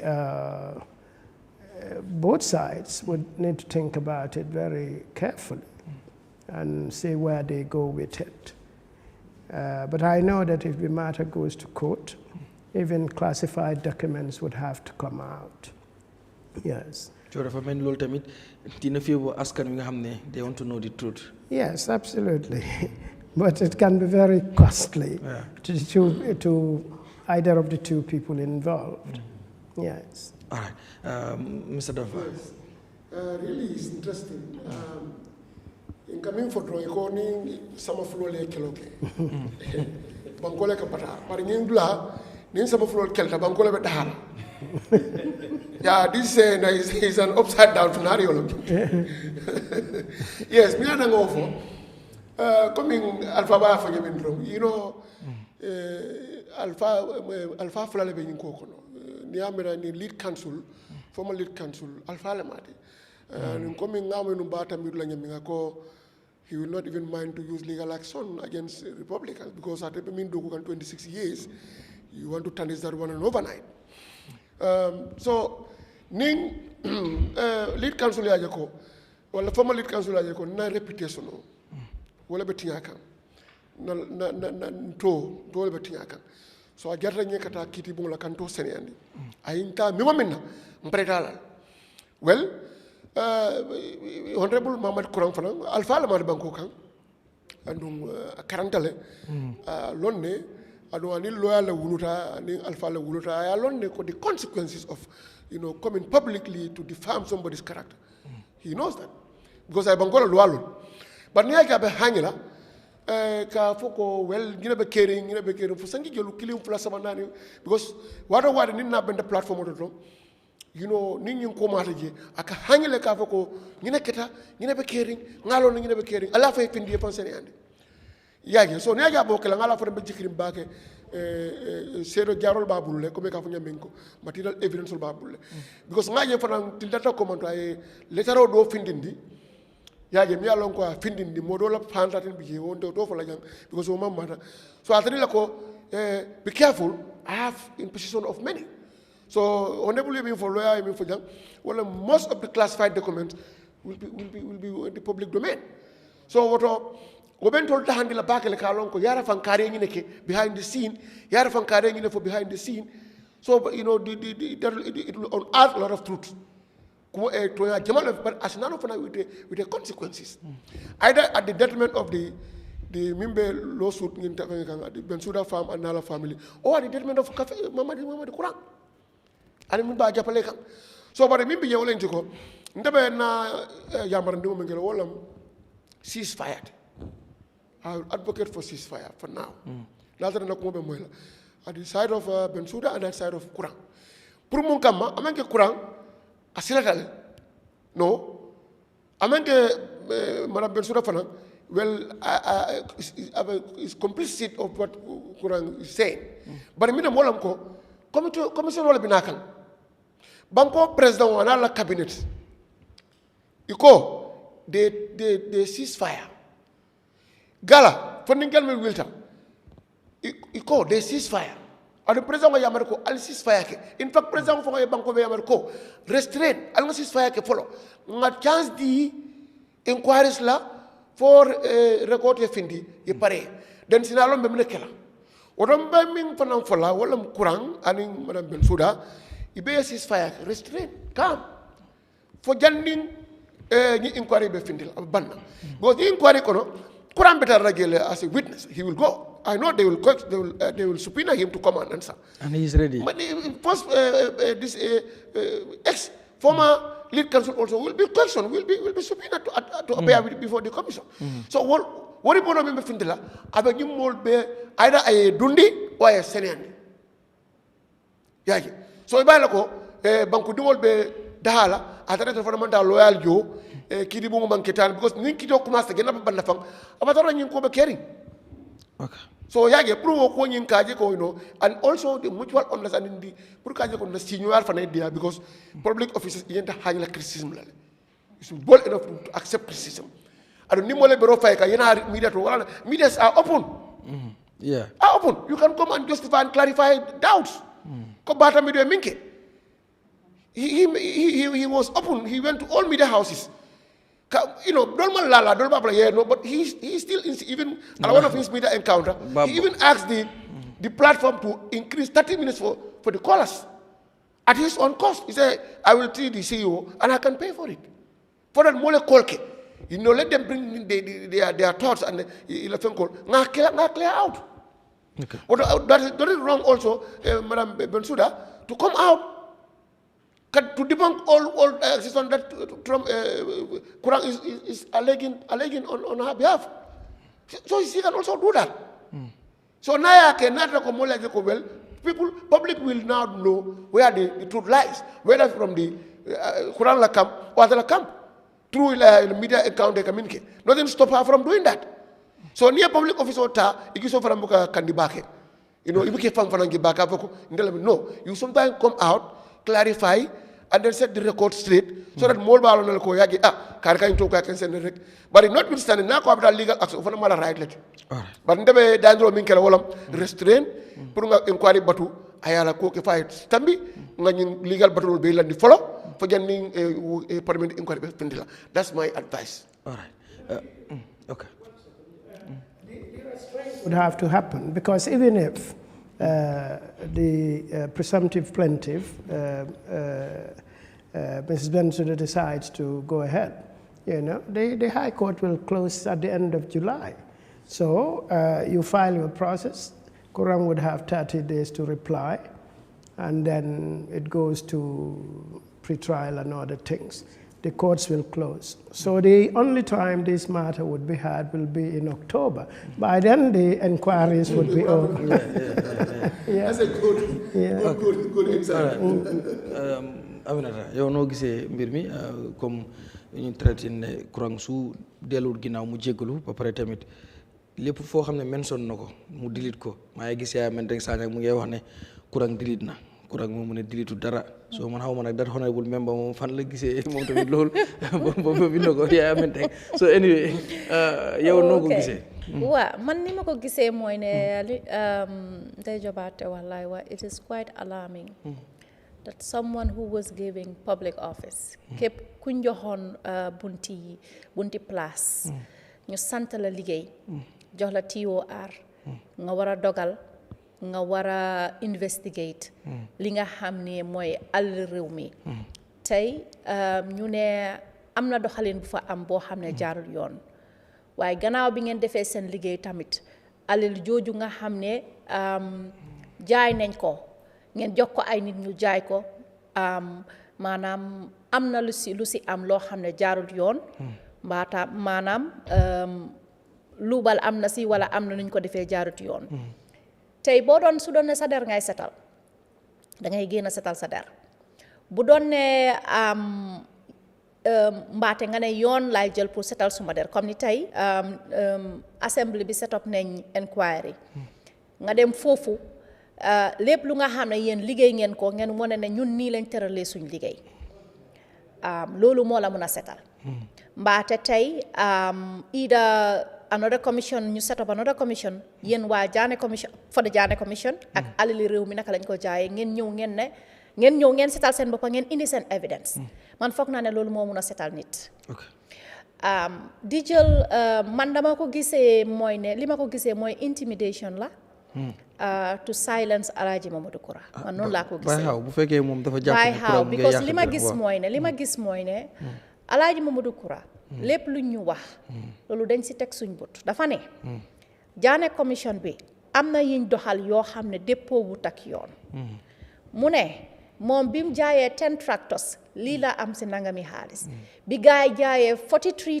tractors liñ jaayee 43 tractors yak amount bi mu jaayee is very close tuuti margin moo fa nekk loolu déppeewut ak xel loolu wane na ne lim jaayee 10 tractors yooyu noonu xaalis boobu moo gën a déppoo ak value dan liñ jaayee 43 tractors in total mu ne alali réew mi niñ ko doxalee niñ ko jaayee assets yi maanaam ab tappale am na si loolu la wax waaye fu mu nekk ni loolu la nit ñi gis because liñ jot a gis si evidence loolu la junju léegi nag kan moo war a jël responsibility boobu moo taxit inquiry bi am solo kan moo war a jël responsibility boobu ñan lañ war a jàppa ci loolu li ma seetlu ci Alhaji Mamadou Kura li mu doon post on social media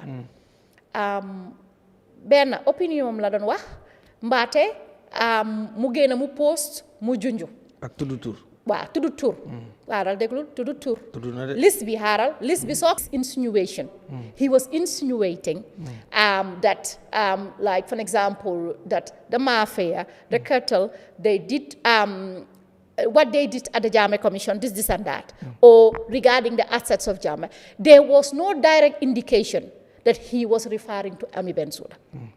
There was not. Okay.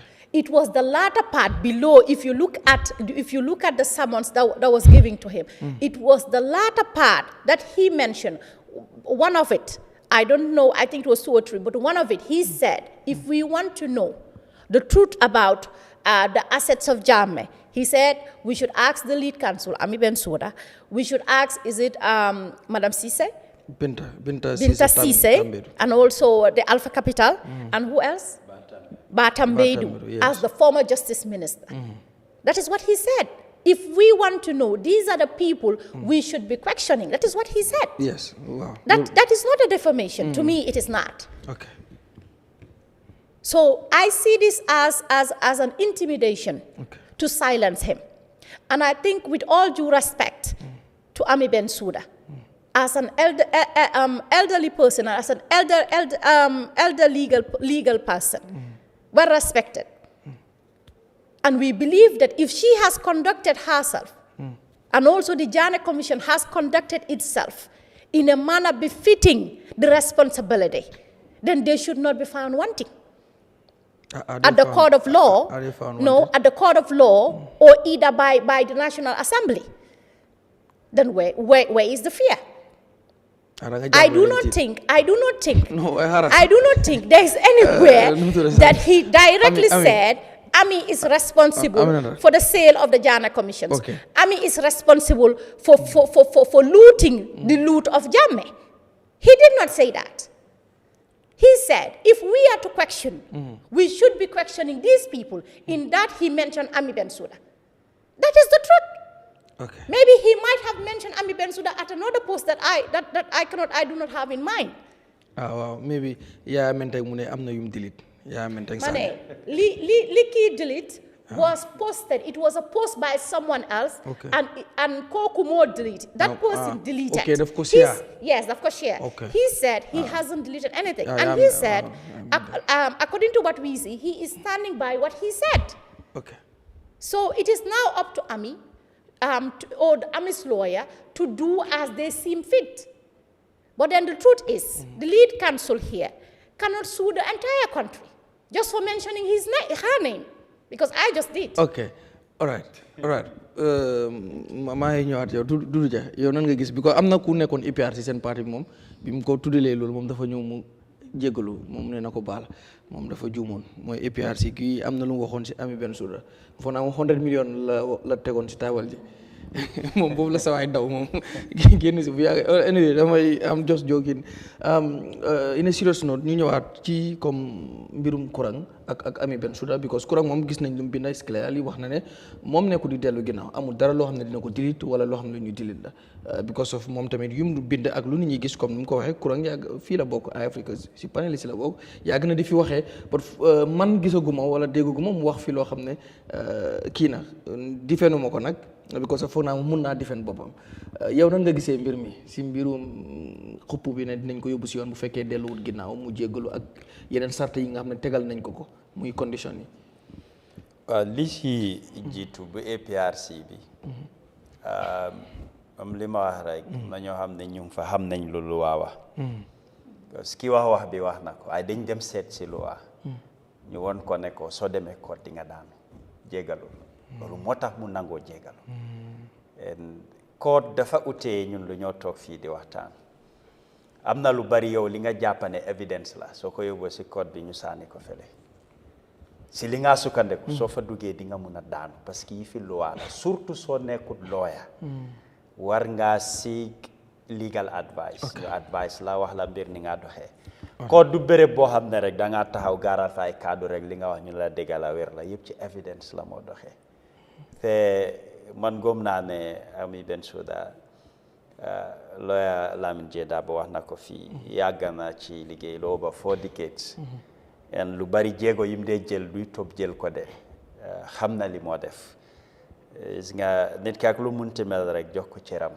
te xarañ na ci liggéeyam xam na lu waa li mu wax bu APRC bi du boobu rek am na beneen bu ma déggoon kooku tam dafa apologize ba léegi gisuma ku ko songaagum ne ok kaa ñu dem koon ma xam ne lu bari soo ko joxoñ looya xam na loo am na yoo ko joxoñ war ngaa bàyyi sa xel bu baax a baax ngir si li ñoo jéem a sukkandeku moom loolu la jàngal liggéeyam ci loolu la dépôt foog naa yéen ay ndax war naa demee noonu tamit moom it waaw man tolérance waaw man yenn yi mu génn def clarification maybe even sax mu dem si plateforme bi because ñu bari ñu ngi ko bëgg man mii sax si ñu request si laa bokk pour am ko pour interview loolu moom fooguma ne dina war a mën a nekk dinaa man maa ngi request knowing ban façon nit la necoom ak liggéeyam lim omba liggéeyam du Gambia fii rek ci lim doon liggéey dafa omba lu bari ci biti réew tam nga wax moo de isti wax nekkut ñeena ñi dañ dee daw interview waaye dafa am yenn laaj yoo xam ne su tontoo sa leneen moo see jur di si jur so dina am yoo xam ne du ko bugg a waxtaanee surtout si jamono buñ toll nii Jammeh commission bi loo xam ne am na ay góom yuñ ci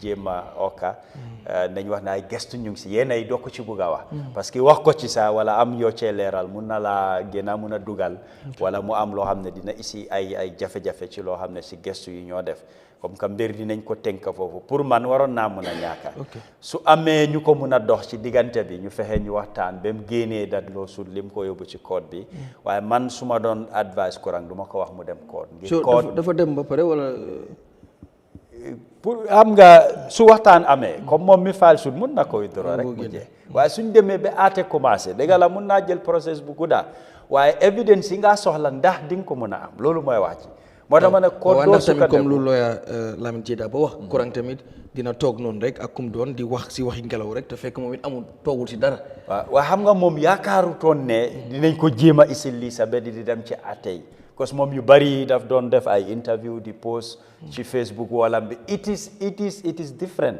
because li nga binda Facebook o li nga wax ci si interview ndax am nga di evidence mun naa ko am de waaw mun naa nekk tam am na ko so dina nekk mbir boo xam ne dina am lu moo jur ci réew mi comme ñeneen ñi nuñ ko fi junjoo fii dina am ay leeral yi moo ici ay firnde pour nit ñi gën a mun a xam lu xew waaye su dëppawut ak foofu tam mbiri tey Kurang suñ ko waree caw yar dina ko yaaxal lu bari man foofu laa nekk di xoole ndax dinañ ko caw yar tamit saa yi mun na yóbbu affaire yi tamit mu demee neneen di xam nga fi maa waxee man from ñi jiitu gisuma kenn ku ci insiste mu dem ko waaw bii mun naa nekk different en ñooñu ñi doon wax tam dañ wax ne dañ am evidence waaye ma jël ko exemple yi bu ñun APRC ki ko defoon suma nijaay la en toog nañ ñu waxtaan si lu bari buñ ko laajee mënut a génnee ay kayit comme diw wax na ma wala nettali code doo fa yóbbu loolu moo tax ñu advice ko lii soo ko yóbbu ci code bi yow yaay daanu wala vidéo bi o interview bi code du noonu la dee tëddee livin loo xam ne sax ñoom mi laa laaj evidence xam nañ ko waaye duñ sukkandiku ne ok nit ñi lii lañ yëg oo lii moo am déedéet foog nga isi ay firnde lu nañ jàngee ci keesi APRC ñi nga xam ne UDP ñoo leen yóbbu woon code mooy ñoom Rambo ñoom Fatmata Jahumpa Cissé soo demee ba code di la wax ne isil proof ne ñii dañ bokka ci parti bi Gambie àddina yëpp kan moo amul ne ñooñu APRC lañ waaye du em rek ne ok gis naa ko APRC woo nekk na code bi duy doxee noonu man foofu laa nekk di wax te dafa tax nga lose case boo xam ne ñëpp xam nañ ne kii mu ngi APRC waaye code duy àtte woon noonu daf laa ne nga isi firnde nga isi evidence luy wane ne kii foofu la bokka isil evidence luy wane sax ne APRC is a registered political party kan moo xamul loolu moo tax ma ne la code ni moo doxee dafa utee ak ñun li ñoo waxtaane man foofu laa ci xala am ragalte waaye Kurang tamit foog naa ne ak Kurang lu mu doon ci réew mi Kurang nekkut ni ma koy waxee rek just somebody noonu rek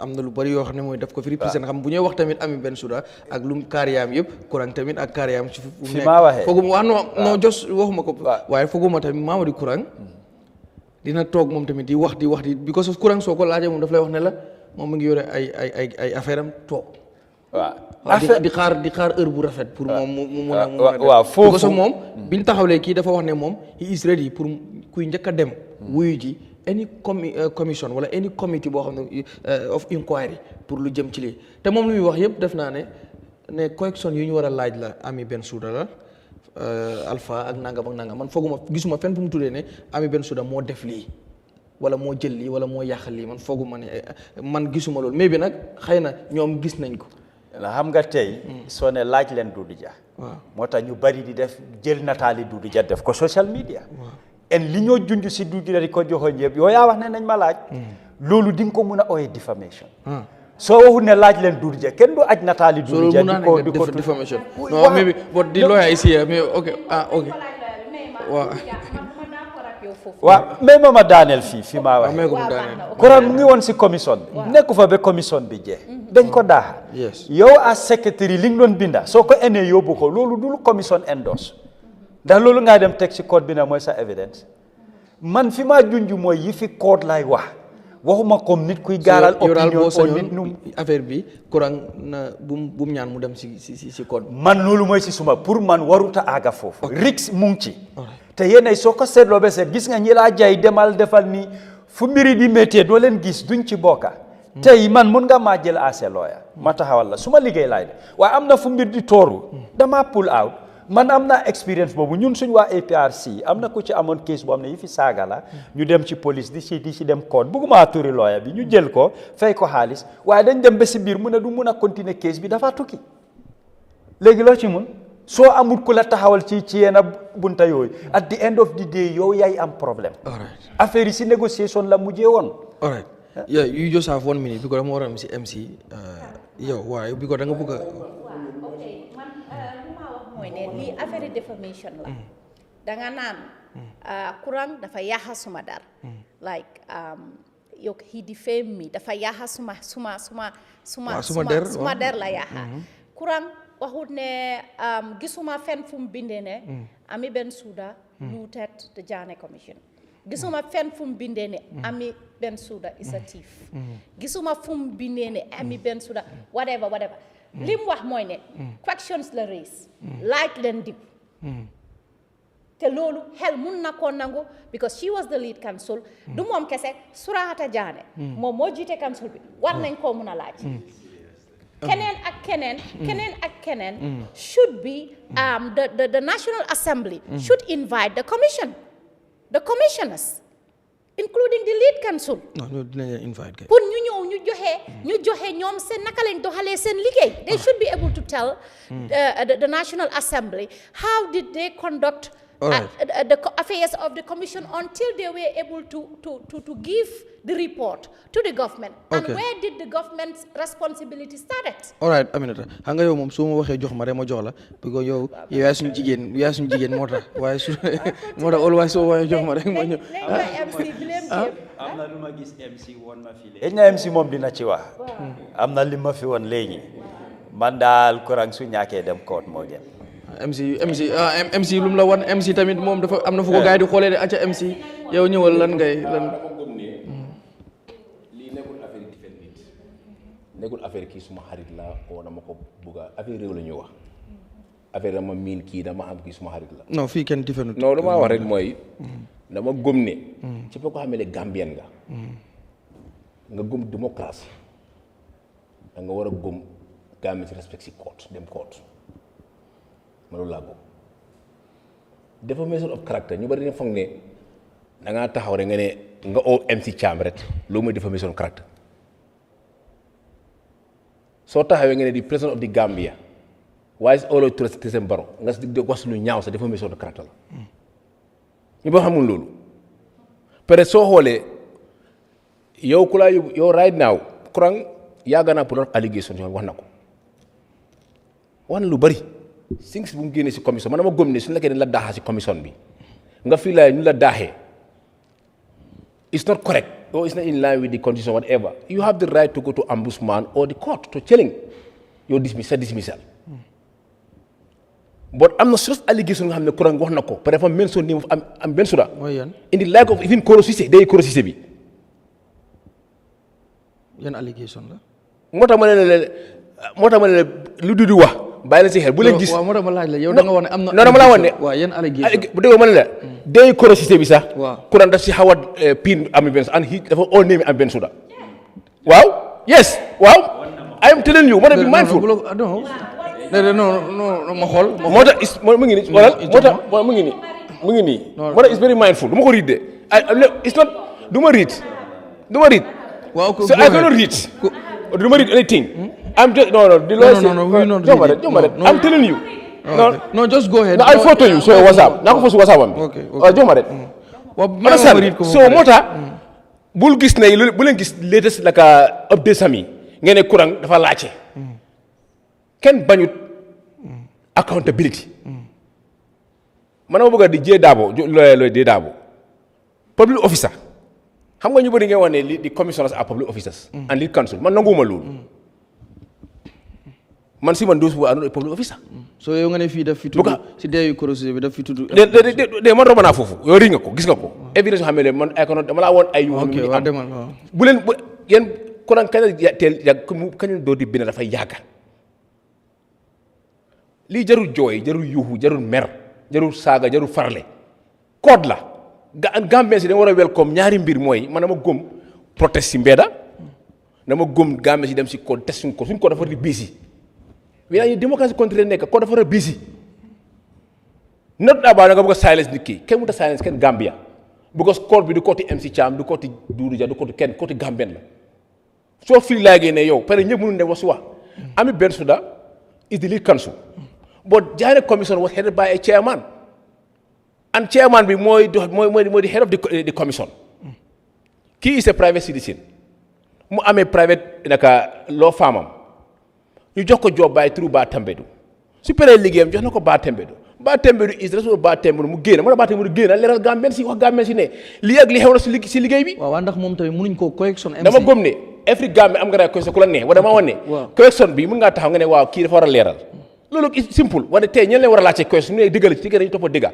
Neko personal grievance nga am si nit neko da nga mere nit ki because of da sa liggéey lo war def moy ku wara question at the commission of the commission moy the chairman of the commission moy wara taxaw defend commission bi no kurang fo na su waré mere mom baro la wara mere because baro mo waxtan ko have issue with ami ben solo lolu moy diga okay understand nga lolu moy diga wara mo gombe su nekké ñu la daxé ante lu way rewmi lo wara def moy demal court o nga dem ombudsman ne man dama jox liggéey wala tay right now KMC we have a staff nga dem court with the government nga may ko daxa KMC am na staff suñ council bi nga am staff nga xam ne dañ ko daxa bàyyi local service commission dañ ko daxa but the guy dafa dem court complain dafa dem ombudsman from there mu dem court wala bul jël because of kii am nga issue ak kii lu ma wax mooy court ni jaru jooy jaru complain court leew and dafa opportunity Gambien si la opportunity Gambien pour ñu gis lu leer 7 years yaa ngee wax yaa ngi tumal anit yaa ngee gaarwa yaa ngee defante léegi am nañ di opportunity ñu xam nu the best place pour nga génne evidence and proof mooy court tey mën ngaa benn statement mën ngaa order press conference nga wax kii ne ma nanguma lii lii ak lii parce que nekku ñëpp mën a wax ami benn solo kenn obligation pour war a wax kenn ku war a obligation mooy ku ko jox liggéey mooy Batambedu and Batambedu la ko jox liggéey bu mu paree liggéeyam jox na ko Batambedu wala jox na ko nguur bi Batambedu moo war a génn ku war a génnal wax gaa mesi naka la ñi kii amee woon liggéey as li kansul mooy Batambedu because tey soo xoolee tey baa la jox liggéey baa ma ko jox liggéey. waaw baa génn def leeral. waaw moo tax baa génn moo tax baa génn leeral ko. but Kurang why Kurang is always calling one name. mu tax ne ko call Jaane non Kurang ñëpp la nekk di call. Chairman wala commission bi. or Jaane and Jaane is the head of commission. suñu waxee dëgg Jaane is boy bu leen xool ne Kurang is part of this panel. no it's important.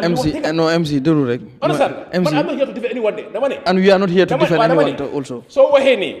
The Jaane commission, who is the head of Jaane commission? Is the nga yow soo waxee ne no xaaral dafa am loo wax loo xam tamit I need to clarify no xaaral man waa da nga xaar man fii nii no xaaral waa da nga xaar MC man maa lay joxe kàddu waa da nga xaar bi ko dafa am loo tudd da nga ne bu leen xool ne MC dafa kii Kurang dafa bokk ci panel bi man foog loo since affaire bi di start mosuloo gis benn yoon ma binda on behalf of Kurang wala on behalf of Sunu Reew di defend anybody I never do that fii tamit bi ma start waxaara rek fii tamit bi ma start waxuma dama defend Kurang waaye kon yow tamit bu ñu accuse non ma ne yow waxal rek yow waxal what just say your opinion ok all right dama ne waaw bu ñu sosal lu ma wax mooy waaw lu Dudu Ja wax mooy dëgg gis nga fii den laa saraxe den laa góomloon ne yow la dem ba si biir sa force code après dëkk bi génn jola sur daal bi si yàgg doo gis kenn is happen to Yankuba Touré fii xamu na fi Yankuba Touré force code bi yëpp dem ne den laa teg fu nga xam ne man dama gëm ne képp ko xam ne Gambien nga ñu offend la ku mu ti nekk man MP Thiam su ma tooñee nit ma gis ne dama la offend yaakaar naa loi tooñ naa la am nga raay nga dem ko nu amee raay di wax ne xale yi dañ am raay pour gën a protest dañ la war a jox raay boobu nga nit ki da am raay tam pour dem koo tam all right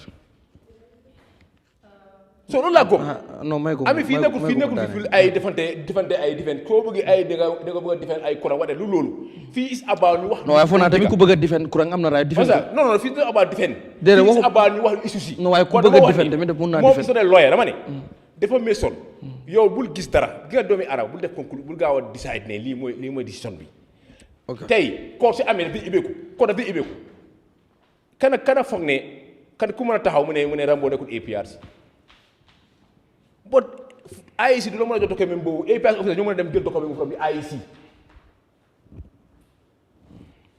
so am na yoo xam ne tey mu ngi happen bari sometimes da nga def interview nga own name nga def ni you don't even need to call a name pour defamation nga understand loolu baax a baax Aminata soo foogee ne loolu dama nga laaj non xaaral ba mu pare moom pareegut non so kon tey lu ñu war a wax mooy lii nekkul pour silence kenn di moo opportunité la pour moom mu génna lu amee si table bi as evidence lu nga amee si bëgg a gis mu leer man MP Thiam man dama bëgg mu leer dama bëgg a tey lu mu wax ne kii am na lii ak def na lii ak lii ak lii ñu génnee kayit yi mu nekk lu nañ loolu laa bëgg a man kon kenn warut a jooy kenn warut a yugu ne da ngaa silence kenn fii kenn mënut a silence kenn mënut a indi kenn fii. ok ko lu mu gëm mooy évidence la court loo fa am nga faa teg nekku ne kii du sa nga ma wax du sa nga ma nii ak nii mun ngaa gën a tey gën a wax kii tax na nanguma lii war court bi da ngaa teg évidence yi leer nañ xoolal allégation nga xam ne ñu ngi ko teg nii despite kii is a lawyer is a big lawyer la mu la toog di yaxal liggéeyam bu ko da nga am personne issue ak moom waaye si nga di xamul commission Gambie sax xamul Gambie soo dee Gambie léegi Gambie si kenn xamul sax ñenn ñu nekkoon ci commission yi xamuñ ko loolu dégg nga jaane commission sax xamul si xamul turam sax amee xamul nekk si commission yi xamul leen sax xam nañ ko de if it amee tamit xamul seen turi am lead counsel bi kay xam nañ ko de three of them xamul seen turi commission yi seen turi yooyu xamul seen turi seen neen si xamul ko so yow xam nga seen neen si laaw waaw loo xam kenn rek nga xam mooy soo dee commission rek ni ngi jël kenn ne am benn ana benn is number 4 mooy number 4 si commission bi ok bi ko da nga am 3 commissioners waa léegi MC fooguloo tamit xaalis bi est-ce que bariwul 144 millions xaalis wala xaalis non xaaral ma ñëw non gar bi wala xaalis bi dafa bari dama ne moo tax ma ne wala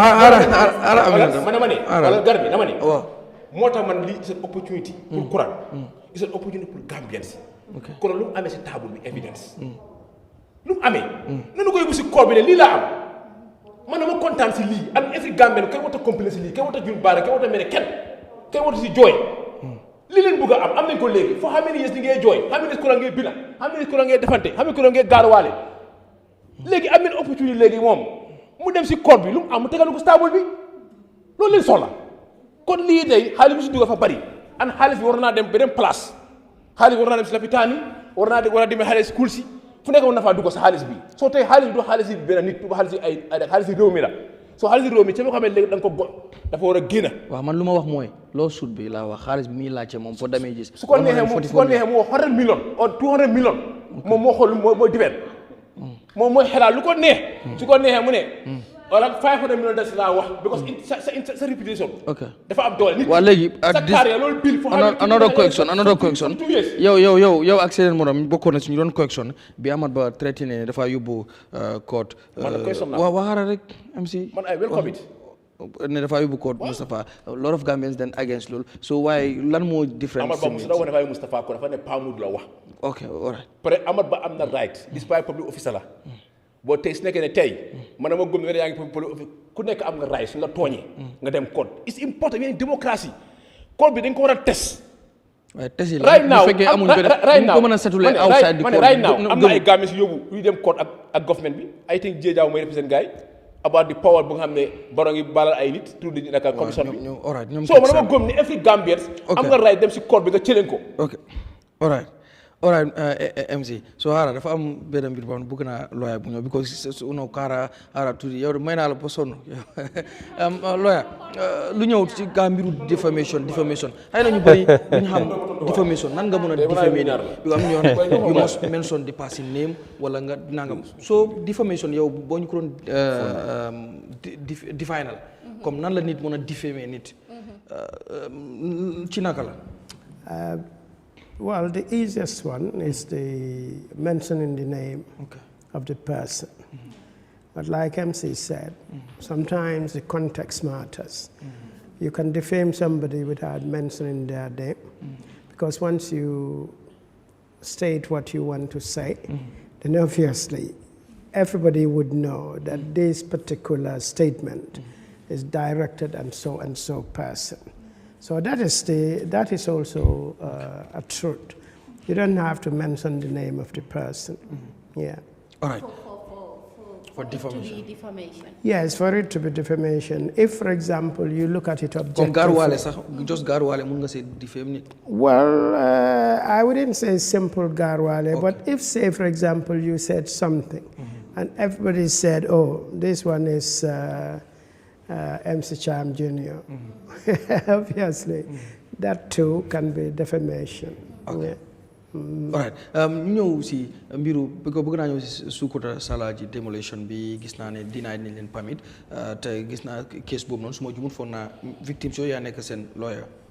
right?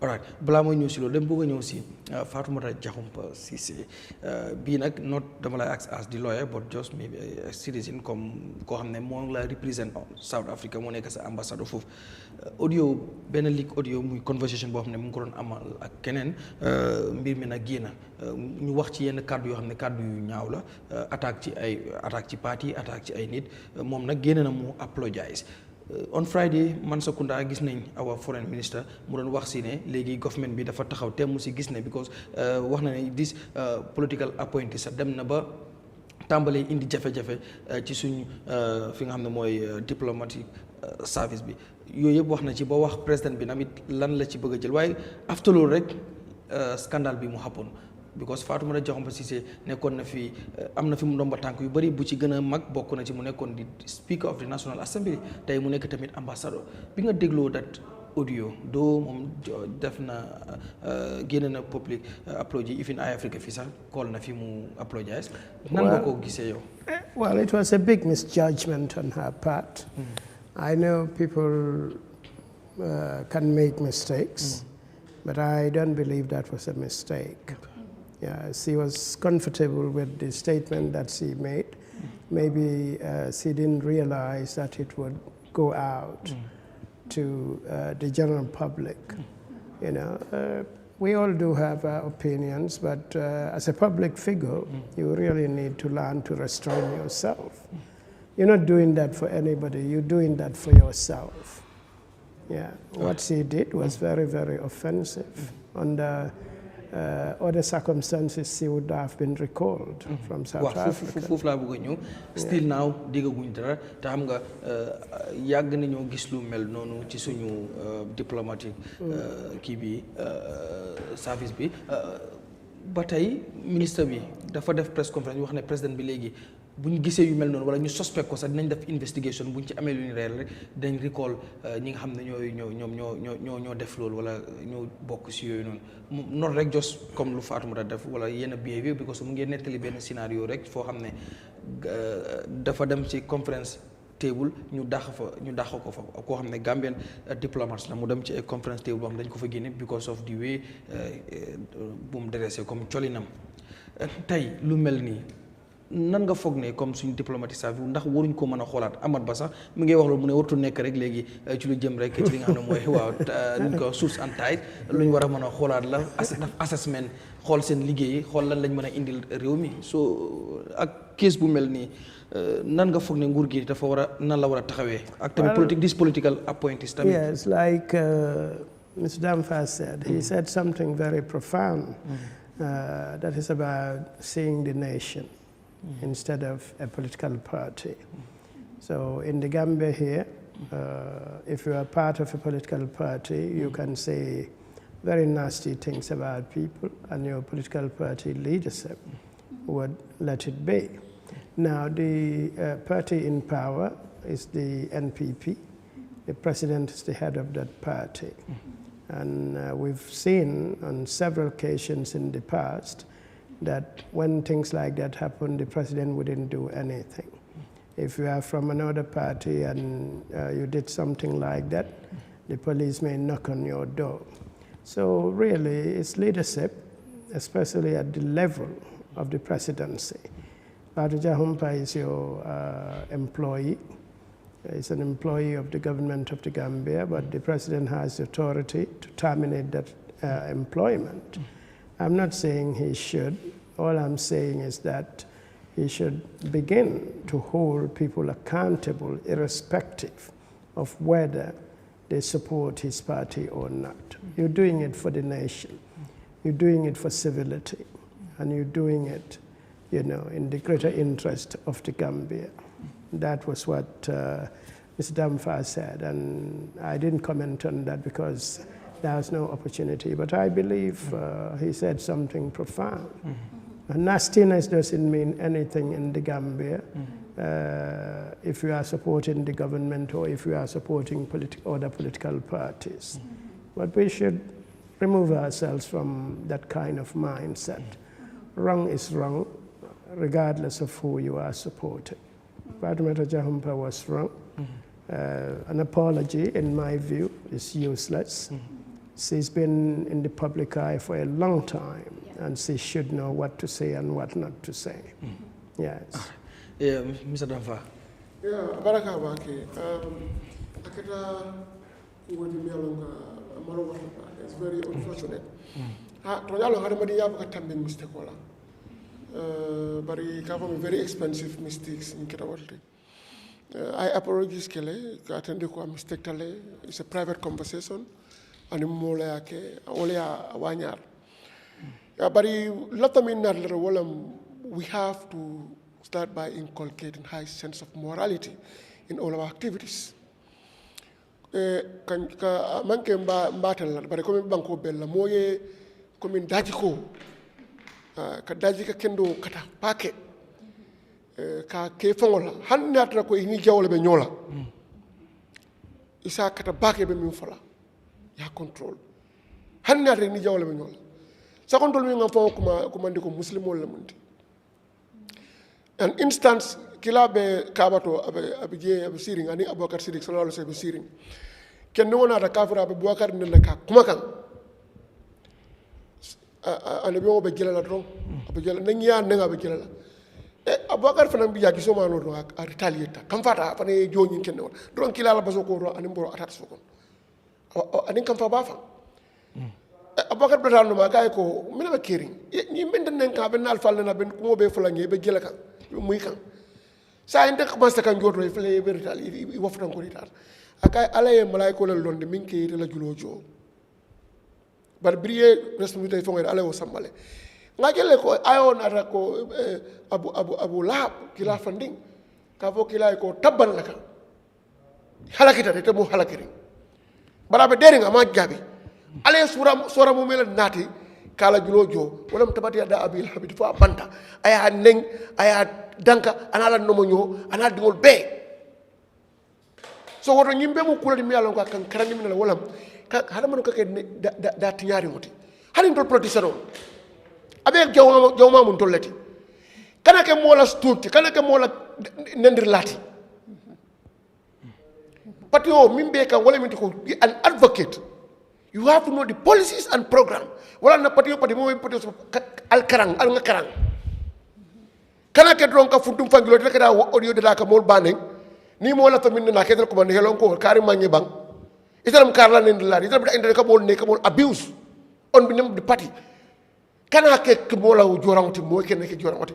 Pati yo mu ngi ne politiko ka balu harama de wol kem modi mialon ke be mol nen lay kuma di mal fo ye policies nim programme fo la patio mi soto faye mol attract ene la patio kan baraka ke mol te ka mol abuse ka mol silani ka mol intimidate wala mol na de la patio ni ya ke ila jok abuka bande because nyim muso ngaje si ngala audio do la moy she spoke very nastily on even the former president Yahya Jammeh ngaw audio la moy oto nañ ñi keta mbajala ko yaagi ñi dalta ñi nalade mais bi alale ya wañar para del dalale oto ndol mbe politiko kono ndol mbe balu kan place hana manke diplomatique mission ti place bi ji hali la ko ra kono kana ke exemple di mo ita ka nden la ba di ngol be la moy la ibe karal la mi la ndro woto ali nga kata bake nga decorum ani ngi nga sense of morality dati ka kendo ngam fan dali nala so wala kala ko dimi yalon ko abe mako la so man ndenta yalon palaso buka jika kuto dundi mola no palaso buka jika kuto dundi mola palaso jiko be nyami ko tandi mola don you become president imata nyami jiko be no nyami president ya ko tandi you become diplomat imanya diplomatic misro ko tandi because don't think it have ko man code of conduct long hanata ko private conversation you should know how to utter how to speak.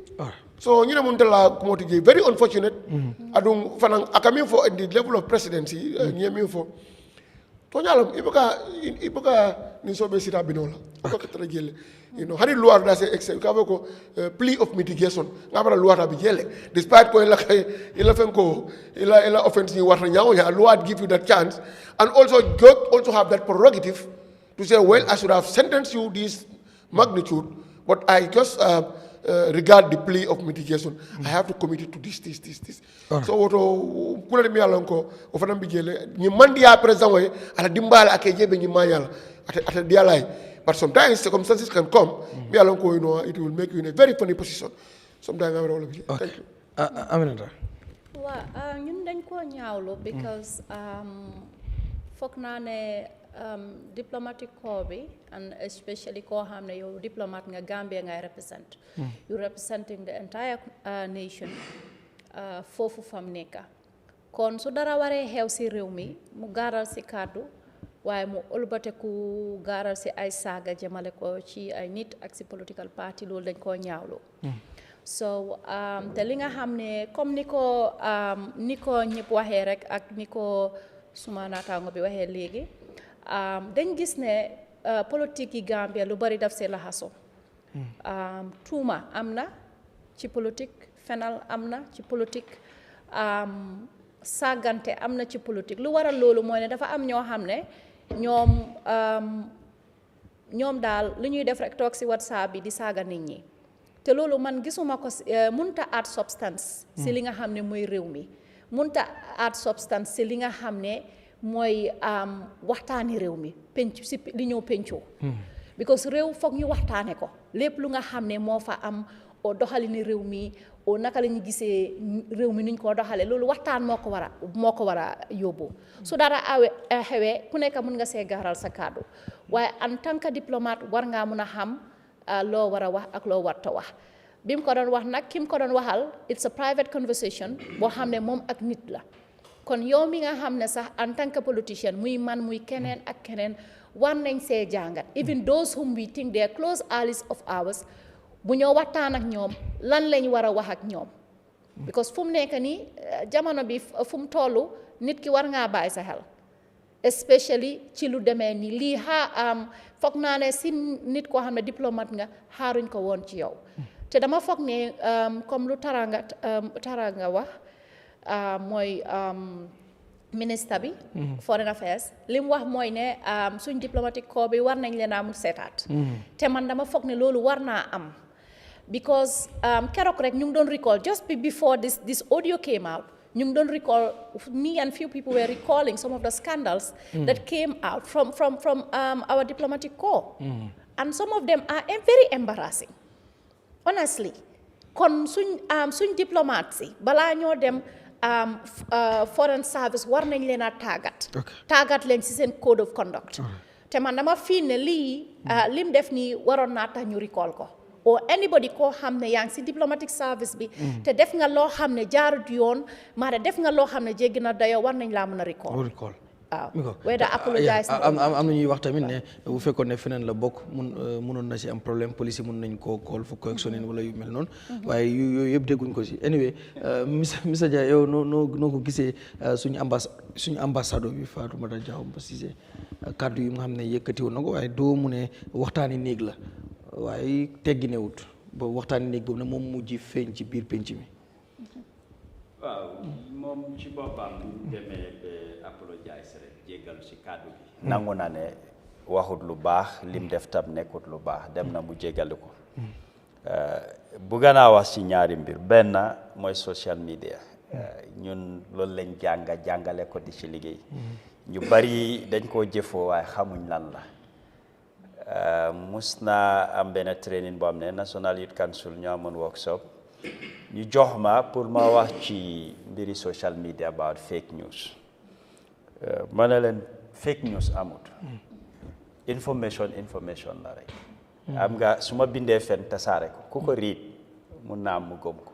lu tax nga ne lii fake la da nga xam dëgga waaye soo xamul dëgga nekkut fake dafa just nekk information te lépp loo ci def rek moomatuloo ko social media loo fa dugal moomatuloo ko because example Facebook dañ am seen database soo bindee sax my name is nga naa jarut ma bindal lii nga far ko yow sa copie nga far waaye lu dugga ci database boobu yow contrôle loo ko ñu bari pour ñu understand fi ma waxee dugal nga nataal Facebook delete nga ko dem na 5 years Facebook mu génne ko di la remind 5 years li nga postoon fan la ko dencoon xëy na yow sa bos sa réer na la léegi account bi nga amoon sax yaa ngi ci am problème yu bari yu fa nekk yow sa copie nga dee génne ay Facebook li may mun ka am so social media noonu la mel tey dañ nekkay ne wall of technology gis nga li xasa dugga sa mobile mun nga koo delete am na apps yoo xam ne li nga delete sax dañ koy isiwaat kon nit ki bàyyil xel ci looy binda ak li nga wax musoon naa def audio su dee juumuma 2018 2019 daal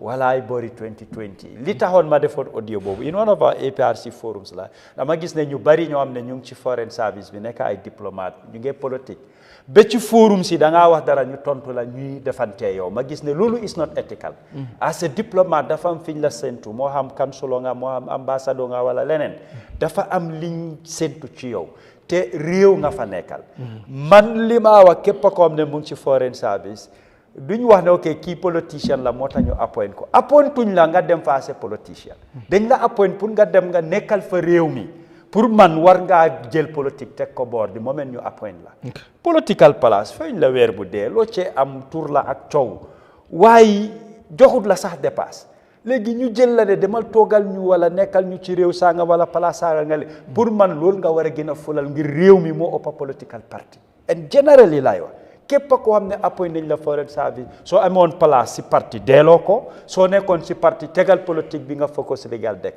liñ la dee jox contrat 1 year 2 years su jeexee dañ ko renouveler place bi nga am ci parti est-ce que du renouveler boobu bi ko ñu bëri dañu jàpp ne mu ne soo fii moom soo attaqué UDP rek mun nga am place si baro government comme ni ko nit ñi yenn yi waxee est-ce que du tamit ñuy wax ne contrat bi ngay waaj a jeex renouveler bi tamit moo tax mu yëngatu.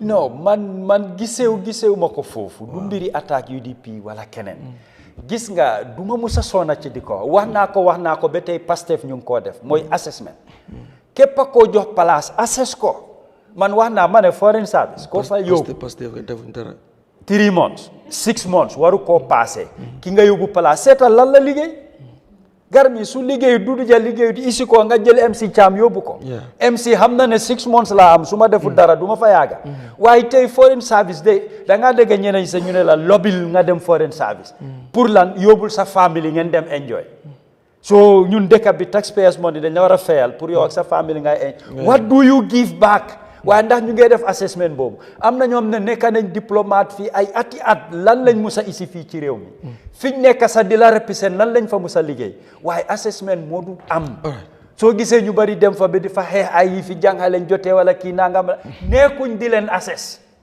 en yéen ay yang ko yéeg mu ngi jur ay coow da nga ko dee seetaan ba mu jur leneen kon ñun ñoo war a seetaan suñ boppa place du loo moom da nga fa nekk pour liggéeyal nit ñi en yàgg naa di ko yonent si salaam loolu la wa dafa ne sayyidul qawmi mu ne xaadimuhum a leader of the people mu ne is a servant of the people waaye ñun tey ñeñ la taana pour nga saaf nit ñi yow nit ñi nga war a saaf ñun ñi nga dee xajaan di leen jaay boos doo leen faale di def yeneen yii ñoom mi jiite ñoo war a bàyyi seen xel ci loolu bu baax MC léegi ñu dañu war a ñëw jeexal te am na lu ma bëgg a ñëw ak lawyer balaa mu ñuy jeexal bot yow lan mooy sa kii because sa parti bokk na si ñu attaque sa parti UDP suma parti sa Gambia xanaa waaw waaye tudd na sa parti xanaa bokkuloo UDP waaw Gambia leen attaque parce que UDP parti Gambia la ok waaye MC UDP la bokk UDP la bokk ok dama si kontaan sa bokk si waaw su lu ma wax mooy ñu war rek xam nga dafa nekk lu nga xam ne lu daw yaram la tey ñun suñu ambassadeur yi li si ëppa just like a political bureau la dañ fa nekk di déglu audio di jëw di defante di wax si forum lu nit wax si forum la ñu ngi koo déglu and loolu mooy suñu problème si seen ambassadeur yi tey soo xoolee foog naa ne si mën nga jëlee fa nga déglu suma audio bu ko maa ngi wax ne nguuri président Barrow soo bëggee ñu promouvoir la oo ñu jox la place nu mu gën a gaawee rek mooy saagal UDP xasal UDP bu ko saaga yi ñuy wax nii yëpp ñuy saaga defante yëpp ñan ñooy saaga ñan ñooy taxaw si plateforme ay kilifa ñu si ëpp yëpp NPP la gaa yi nekk muy ay kilifa di taxaw di saaga because tey Fatou Diakhoumpa li nekkul first time mu def ko defoon na ko fi Fatou xejul fi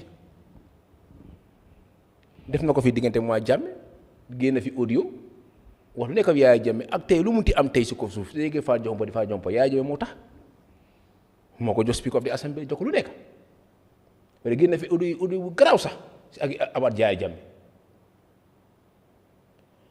tey weneen private message la seen nit wala lu mu gëm la lu mu wax si xolam lu mu gëm la lu mu gëm la wax ne Dakar Jebel Cissé lu mu wax noonu daf ko gëm ne ñii ay doomi xaram soo ne UDP doomi xaram leen am na ko xam ne tey mu ngi bokk man ndey ak baay nekkul UDP wala te saaga wu daf si bokka kon ma ne lii saaga bi ñëpp la saaga boo soo xoolee tàngara mu ngi wax boo tàngara moom si boppam moo tax ma il faut ñu xool ñen la ñuy jox place bu ko moom xoolal moom bu mu nekkee ministre of Foreign Affairs everyday yaa ngi dégg scandale yi garaaw si ambassade yi amoon na Amérique fan la mujjee yóbbu nañ ko Nigeria ana Russie fan lañ ko yóbbu. ndax du political appointee. am wala yow sax dina dem ba du si mën dara moom war nga resign from your position. su mu ne ñoom sax nekkul ñoom ñooy. wala su nekkee ne loolu yow advice nga yow yaay advice président bi yaay wax président bi ne ko ñii mu amul di qualification mënuñ koo nekk su bañee nga resign sa position bon bu nekk si position bi nga xam ne yow right now yow tey si ko xoolal ambassadeur nekk Gambia foreign country yi nga xam ne seen ambassadeur ki dëkk bi fii doo gis kenn ku dugg si affaire yi politique yi nii bon Gambia nga gis ambassadeur di jógee bàyyi liggéeyam ñëw di politique fii ñëw campagne pour council elections world council election bàyyi elections ambassadeur di jógee Freetown di ñëw campagne South Africa di ñëw campagne just for bàyyi elections su nekkee ne yow yaay ministre bi nga gis ne ñii li dox correct yow loo war def mooy nga resign advice président bi benn ñaari ñetti yoon si bañ nga ne ko man léegi mënu ma amee lii. boo tey dama gëm tey de bu ma dog. dama gëm ne bu jeexee nag. bu ma dog dama gëm ne sa time bu jeexee dama gëm ne. ambassadeur képp ko xam ne def na ay scandale si embassy yëpp fa la gaay mujjee dañ ñëw joxale yeneen place. amel tey ni nga staff si dëkk bi fii. mais def nañ scandale ñu ne war a ñëw fii ñu arrest leen charge leen. bu ko ni nga yaaxee image dëkk bi. ñan. ambassadeur nga xam ne def na ay scandale si am na Russia gis nga bu Russia bi ana mu leen mu ngi liggéey. si dëkk bi waxal loo xam de. mu ngi liggéey. lu ma xam ne mu ngi liggéey am na ko xam ne léegi mu ngi kun expert from America te mu ngi Nigeria léegi right now Taba Sose. yaa ngi tudd tur de. damay tudd tur mu ngi Nigeria. ok. man du ma kawat de. non man du ma defante su ma wax. waaye nga am man damaa tudd tur. man du ma alaaji courant koo xam ne dafa wax di bit abaa di bus. non man du ma kawat courant is not here. waaye dama la man please du ma kawat. non yow yorul wax. su ma wax is not here. waaw ma ne su ma wax. yeah but he is not here. no sorry su ma wax. yeah but courant is not here. man du ma kawat. man góor laa. oh that's fine. du ma gaaruwaale du ma defante dama aw ay tur. ok ici évidence. ok waaw. parce que dama kontaan. ñu ma koor si loolu. waaw du ma musa bul tudd su ma wax tur dama aw tur.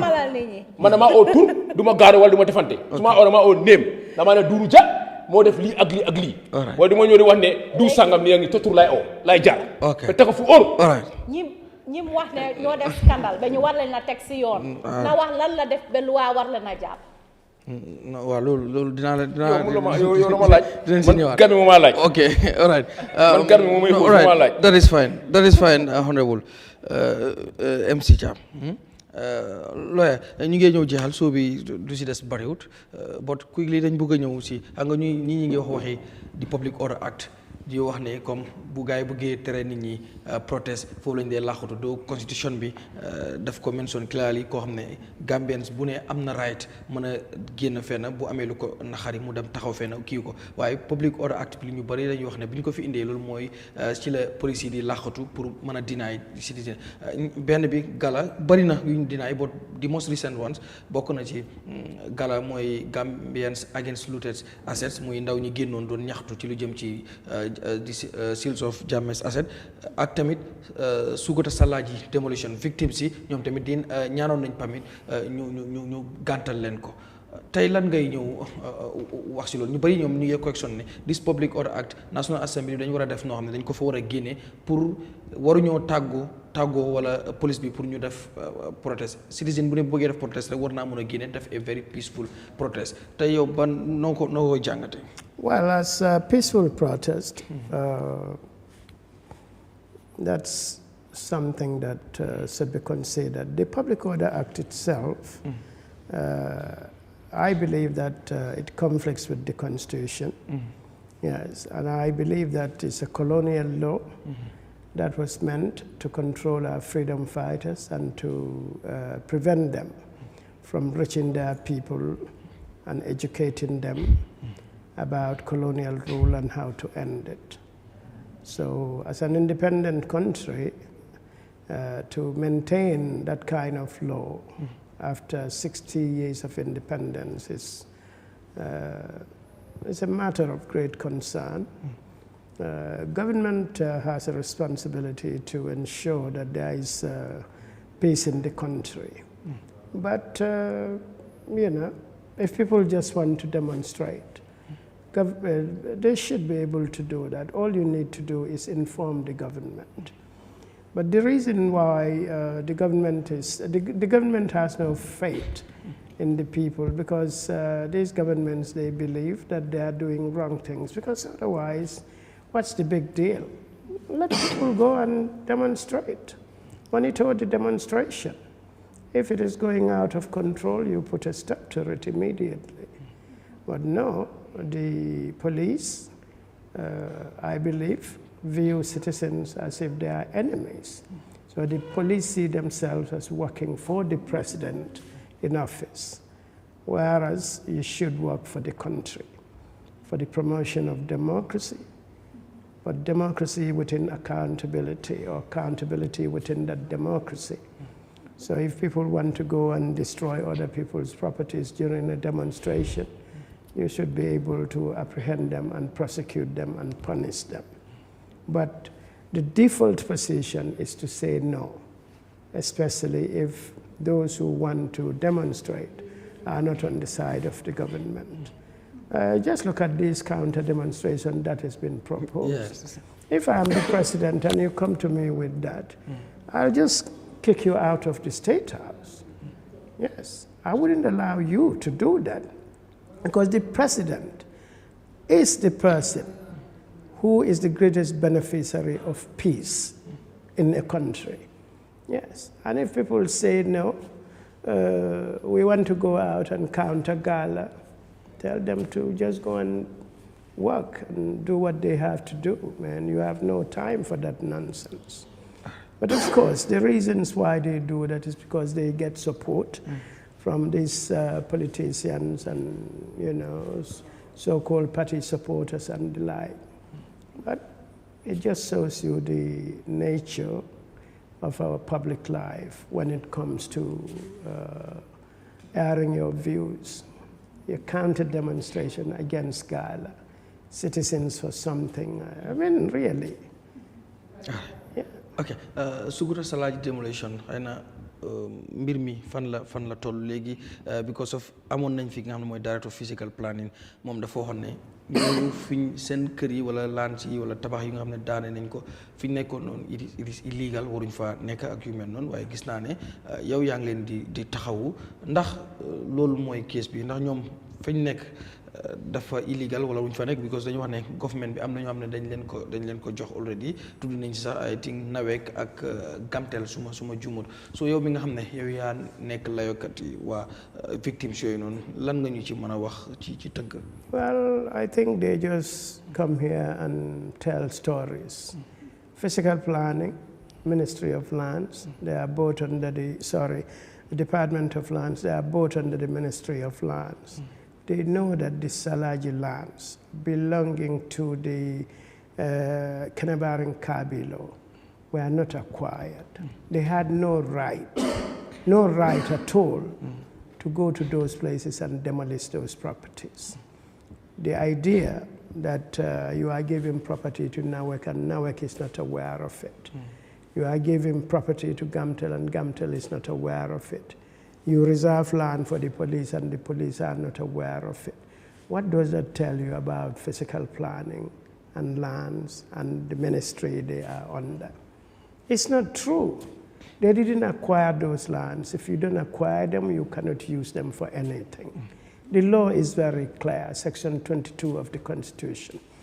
The government can forcefully take your property and pay you compensation at the fair market price. Yes, it can do that if it wants to build a road on your land, if it wants to build a school on your land, if it wants to build a hospital on your land. But if your land was purchased by the government and it didn't do any of those things on your land, you have a constitutional right for the government to return those lands to you and you return their money. Yeah. Okay. So those things, they don't happen. Yeah. A lot of, senior civil servants are on those lands. How did they even get them? These are people's lands. And then you use public power to harass people and forcefully take their property. Yes. But I blame the government for those things because the president should know there is a lie here and he should stop that lie from getting support from the public power. Yes. Okay. So léegi yow mi nga xam ne yaay seen layukat fan ngeen taxaw ndax mbir mi da ngeen koy yóbbu ci yoon nan ngeen ci nekk di. No, actually some of those cases are even in court. Okay. You didn't purchase land and you took the land and sell them to private individuals under the guise of allocations. What is the business of government in allocating land? Land belongs to people. Let them sell their land, if they want to sell it. But you cannot take people's lands and go and sell them. That is what a lot of government officers do. Those who work at the Department of Physical Planning and the Department of Lands. Yes, I'm not just saying it. I know it. I have evidence. Okay. Documentary evidence, allocations of plots, like 36 plots to some people, 80 plots to some people. I mean, how do you justify that kind of nonsense? mi ngoog xam naa lii rek topic gu boppam la woon but am na ñu ngi ñëw jeexal am na xëy na maybe di nga ci comment bii nag if you want to comment it's fine mooy CDS too bi mu doon def muy Mamad Thiam wax na ne comme exemple ami bi mbiri am robbery yi dem na ba wax ci ne bu fekkee ne dem nañ ba gis ne lii traite la wala seen ennemi attaque leen yoo xam ne ci ñoom la mën nañoo jox na leen ndigal pour ñu shoot loolu nag ñu am na ñu ci wax ba ndax dooma sama maas gi di ñu romb foofu noonu xamuñ ku romb sax wala dara ñu fetal la ak yu mel noonu am na public consent bi juddu na ci ndax ami bi dinañ mën a ràññee dinañ mën a xam fan lañ ko war a defee ak nan la ko CDS tamit waxee because of ñu ngi wax ne am rob yi tamit dafa bari te itam soldat yi war nañoo mën a defend seen bopp waaye tamit defend li nga xam ne tamit mooy réew mi yow loo ban comment nga am si loolu. Now say for example you and I happen to be in the same area. You were the one who was the armed robber. I'm just passing. Yes. An order to shoot occurred, and I was killed, when in actual fact I didn't even know what was happening. It's an irresponsibility, but I don't think they'll get that okay from either the National Assembly or wherever they believe they can get it. Nobody will give them that okay. Yes. Yeah. Mr. Dafa, just quickly because jehal nañ 5 minutes rek lañ am. Okay. Comme katara ni drong follow nga ni public order act ko min soto je man CDS waaw public order act bi kay boo xam nga keroog discuss nañ ko maa ñëw CDS rek comme waaw. All right. Okay. I mean for constitutionality of the order. Yes. Because you see, before you give out order, and I had it on one of my platforms. Yes, you know, this armed robbery become threat to our lives. You know that. Yalo nundo molka ilana flora, but we can't new for some manual. Say in Iwala Wilindi, ilana flora mante new fang, so all Africa some manual. So it become threat to the, in our society. But notwithstanding, say new order for a mean did how will you justify it? Because near more fagi me along come cookie innocent. Then are you going to repair that life? Is there any clause in our constitution that support because in public emergency situation, for example, when the president declared public emergency, certain things can occur and can be justifiable based on the nature of the situation at the time. Okay. But you know, they should have backed themselves with the law that will warrant them to do certain exercise. Thank you very much. Kamol better do kamol jay dorong for ni na ko denke araba ko thank you. Just quickly. Yeah, some seconds, few seconds. to take a life? Is it in self-defense, or when does the law allow you, the 1997 Constitution, allow you to take a life? Well, in self-defense, obviously, because in the Constitution, it's a little different there if you want to overthrow the government. And during that overthrow, some people, the Constitution gives people the authority to resist you. If during that resistance of your wish to overthrow the government, you kill somebody, the Constitution says that is okay. That is not a problem. But under the normal circumstances, even if somebody is engaged in committing a crime, you have to find alternative ways, to apprehend them and to punish them and to bring them to justice and punish them. Yes. If your life is truly at stake, yes, self-defense comes in, but that is very difficult sometimes. Yeah, you can go to court and say, I was trying to defend myself. The court will look at the facts and decide whether it was self-defense or premeditated murder. Yeah. How about in case of an attack, like in a village? No, my panelist la. I'm not right correction. You, everybody. No, I'm not. Panelist la. Yeah. What? But some seconds. I just wanted to know, for example, in case of an armed robbery, whereby villages are attacked in the borders, in those cases, the order to shoot when people's lives are at stake and are attacked by armed robbers. But when armed robberies happen, sometimes there is confusion. The armed robber and those under attack will be running in the same direction. All they are interested in is probably to take your property. If you are running in the same direction, you could be killed. When in actual fact you didn't do anything, you were just a victim. Yeah. So I think some of these things are fact sensitive. If you are going to do it, you have to be extremely cautious about it.